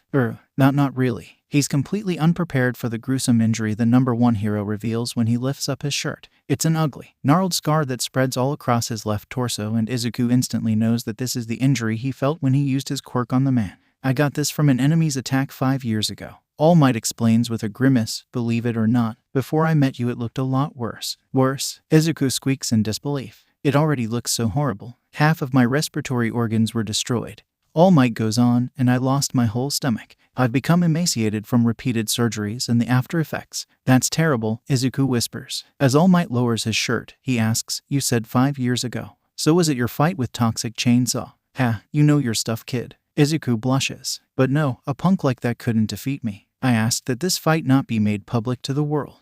All Might gives a pale imitation of his signature smile. It's more of a grimace. I will save people with a smile. The symbol of peace cannot be daunted by evil. However, deep down I was very afraid. My body has been steadily failing me over the past 5 years. And no matter how many healers I saw, none of them could fix what that villain had done to me. Izuku is quiet as All Might leans forward in his chair, his gaze intense. So imagine my surprise when a 14-year-old boy stumbles upon me hacking my lung out in the middle of an alley and proceeds to not only give me enough energy to maintain my muscle form for hours afterwards, but to also regrow my entire stomach. Izuku doesn't quite process that right away. Huh, he squeaks. Huh, I what? All Might tilts his head. You didn't know? No, Izuku is beyond shocked. No way. I had never tried healing such a large wound before, and I've never really had quirk exhaustion before. He trails off anxiously, pulling at the edge of his shirt. A whole stomach. All Might turns to share a glance with Recovery Girl. The woman straightens up a bit and asks, Midoriya-kun, do you mind telling us how your quirk works? Oh, right. Of course. This is far from the first time Izuku has had to explain his quirk to someone, so the explanation comes easy to him. It's called healing energy. Basically, as soon as I touch someone's skin, my quirk will activate, depending on whether or not they're injured, release a flow of my own energy into their body to heal their wounds. I can also sense a person's own natural energy, and it helps me tell where and what their injuries are, although it's not super specific. It also doesn't work with illnesses or when I myself am injured. And, something I noticed when I was healing All Might. I can't seem to be able to stop my quirk once it's activated. I mean, I had never really tried to before since I only ever healed minor injuries. So, I think that's why I passed out. Because your injury required more energy than I had to give. All Might and Recovery Girl are staring at him with mixed expressions of curiosity and solemnity. Shrinking a bit under the attention, Izuku scratches the back of his head nervously. I guess I don't really have that much control over my quirk, really. It kind of just does its thing. He laughs awkwardly. Yes, Recovery Girl says, frowning. That was really quite a dangerous thing for you to do, Midoriya-kun. Frankly, I've never heard of a healing quirk powerful enough to regrow lost limbs or organs. Usually that's only the case for some self-healing or self-regeneration quirks. And the fact that your quirk is fueled by your own energy, well, it was a very reckless thing to do without proper training. However, it sounds like you didn't quite know to what extent your quirk would go to heal. All right. Izuku nods. Do you want to be a healer? All Might asks suddenly. Izuku looks at him in surprise. Huh, a healer. Surely you must have heard of them. He nods and the man asks, well, a small, bashful smile creeps onto his lips as he looks down at his lap. I've wanted to be a healer ever since my quirk manifested, he admits. All Might smiles. Well, I think you'll be a fantastic healer, young Midoriya. Izuku nearly passes out. All Might laughs as he starts sputtering. I'm serious, kid. He barks. I've seen just about every single one of the most powerful healers out there, and none of them were able to do what you have done for me, young Midoriya. All Might leans closer and puts a large hand on his shoulder, his gaze firm. I ate a cheeseburger yesterday. It's such an odd and out-of-place statement that Izuku can't help the disbelieving laugh that escapes his lips. What? Recovery Girl rolls her eyes. And since he's barely been eating for the past 5 years, he threw up the entire thing 20 minutes later. It was worth it, All Might says resolutely. And it happened thanks to you. Flustered, Izuku ducks his head. I didn't even know I could do something like that, he says. I knew my quirk was powerful, but... Your quirk is powerful, Recovery Girl says. I knew that as soon as All Might told me about you. And I'm glad to hear that you want to become a healer, because now I can make my offer without much trouble. Izuku blinks. Offer? I want you to come to UA so that I can personally train you, Recovery Girl says, and Izuku's heart stops. You what? It's one of the reasons we came here today. Actually, All Might says. Well, 1 because I wanted to thank you, and 2 because we figured it would be a good opportunity for everyone involved. You're in your 3rd year of junior high, right? Izuku nods. Then I can get you into the hero course through recommendations. Izuku can hardly process all this. Why the hero course? But my quirk, it's not combative. Yes, but healers are, in fact, considered heroes, Recovery Girl explains. There are a lot of different ways you can serve as a healer. Some are combat medics, meaning they're often on the scene with heroes ready to provide medical aid. Others are part of rescue teams that save civilians in events like natural disasters. No matter what you choose to do, you're going to need to learn how to fight and be able to handle yourself in dangerous situations. Izuku listens with rapt attention. He'd never even considered all those other skills he'd need to know. He's just been relying on his quirk so much. But still, he asks, the hero course. Would I really be able to get through it with a non-combative quirk? Most of the classes in the day of a student in the hero course consists of general education classes, which you will take along with your classmate. As for the hero classes, you would participate unless the lesson involves the students directly using their quirk for combat or particular situations, which might seem like all of them, but don't worry. A lot of the classes also focus on basic fighting skills and preparing the students for a variety of different situations and scenarios. And whenever you aren't participating in a class, you'll be on standby in case someone gets hurt, which, in the hero course, is often. Recovery Girl huffs at this before continuing. I know perhaps this wasn't what you were expecting out of your high school experience, but in the hero course you'll be presented with more opportunities to heal bigger injuries and train your quirk. Once she's finished, the two pro heroes gaze at him expectantly. Izuku blinks rapidly, trying to process the sudden onslaught of information. This is better than anything he could have asked for. He's getting the chance to train with Recovery Girl, to get into UA through recommendations. It's too good to be true. He's still not entirely convinced that this isn't all just a dream. But there's just something he still doesn't quite understand. Thank you, he says breathlessly. Thank you so much. This is such a wonderful opportunity. But I don't understand. This is so much you're offering to me and why are you helping me? They stare at him as if they're confused by his question. Looking down at his lap, he wrings his hands as he continues in a soft voice. My mother told me when I was younger that people would want me for my quirk, that both heroes and villains would seek me out. And I just remember thinking that was so weird, that I'm desirable to people I don't even know. And I just can't help but wonder. All Might stops him before he can continue. He leans forward and places a hand over Izuku's, stopping them. Young Midoriya, he says, his blue eyes piercing. Would you have healed me even if you knew the effect it would have on you? Would you have sacrificed yourself for my sake? Izuku frowns, confused. Yes, of course. All Might smiles and leans back, seemingly satisfied. Well, then, there's your answer. The very core of being a healer, of being a hero, is having the will to sacrifice oneself for another. All Might says, young Midoriya, you would be a great healer even if you were quirkless. Izuku inhales sharply, his wide eyes filling with tears. He quickly averts his gaze, but he can't help letting a couple of tears escape and roll down his cheeks. He clutches at the warm feeling blooming in his chest as the corner of his lips twitch up into a smile. He didn't realize how badly he needed to hear those words until now. Thank you, he whispers. All Might dips his head. You know, there are so few healers in the world. We need to stick together, Recovery Girl says gently, and I know you can become a healer that will save countless lives. It would be an honor if you would allow me to train you. Also, she smiles and laughs a little. I'm getting on in years, and with so many injured kids at UA it would be nice to have an apprentice around to help me out. Izuku giggles and nods. Of course, I'd love to. He turns to All Might. And I would be more than happy to heal the rest of your injuries as soon as I am capable. As soon as you've trained your quirk, Recovery Girl says pointedly. You're going to need a much better grasp over that power of yours before you can even consider healing someone like All Might again. I don't want you to go into another coma from quirk exhaustion. Izuku frowns a bit. Right. Looking up at All Might, he says with some worry, I don't know how long that will take, but All Might interrupts him with a laugh. Young Midoriya, he says warmly, putting a hand on his shoulder, you've already given me more than I ever thought I would have had.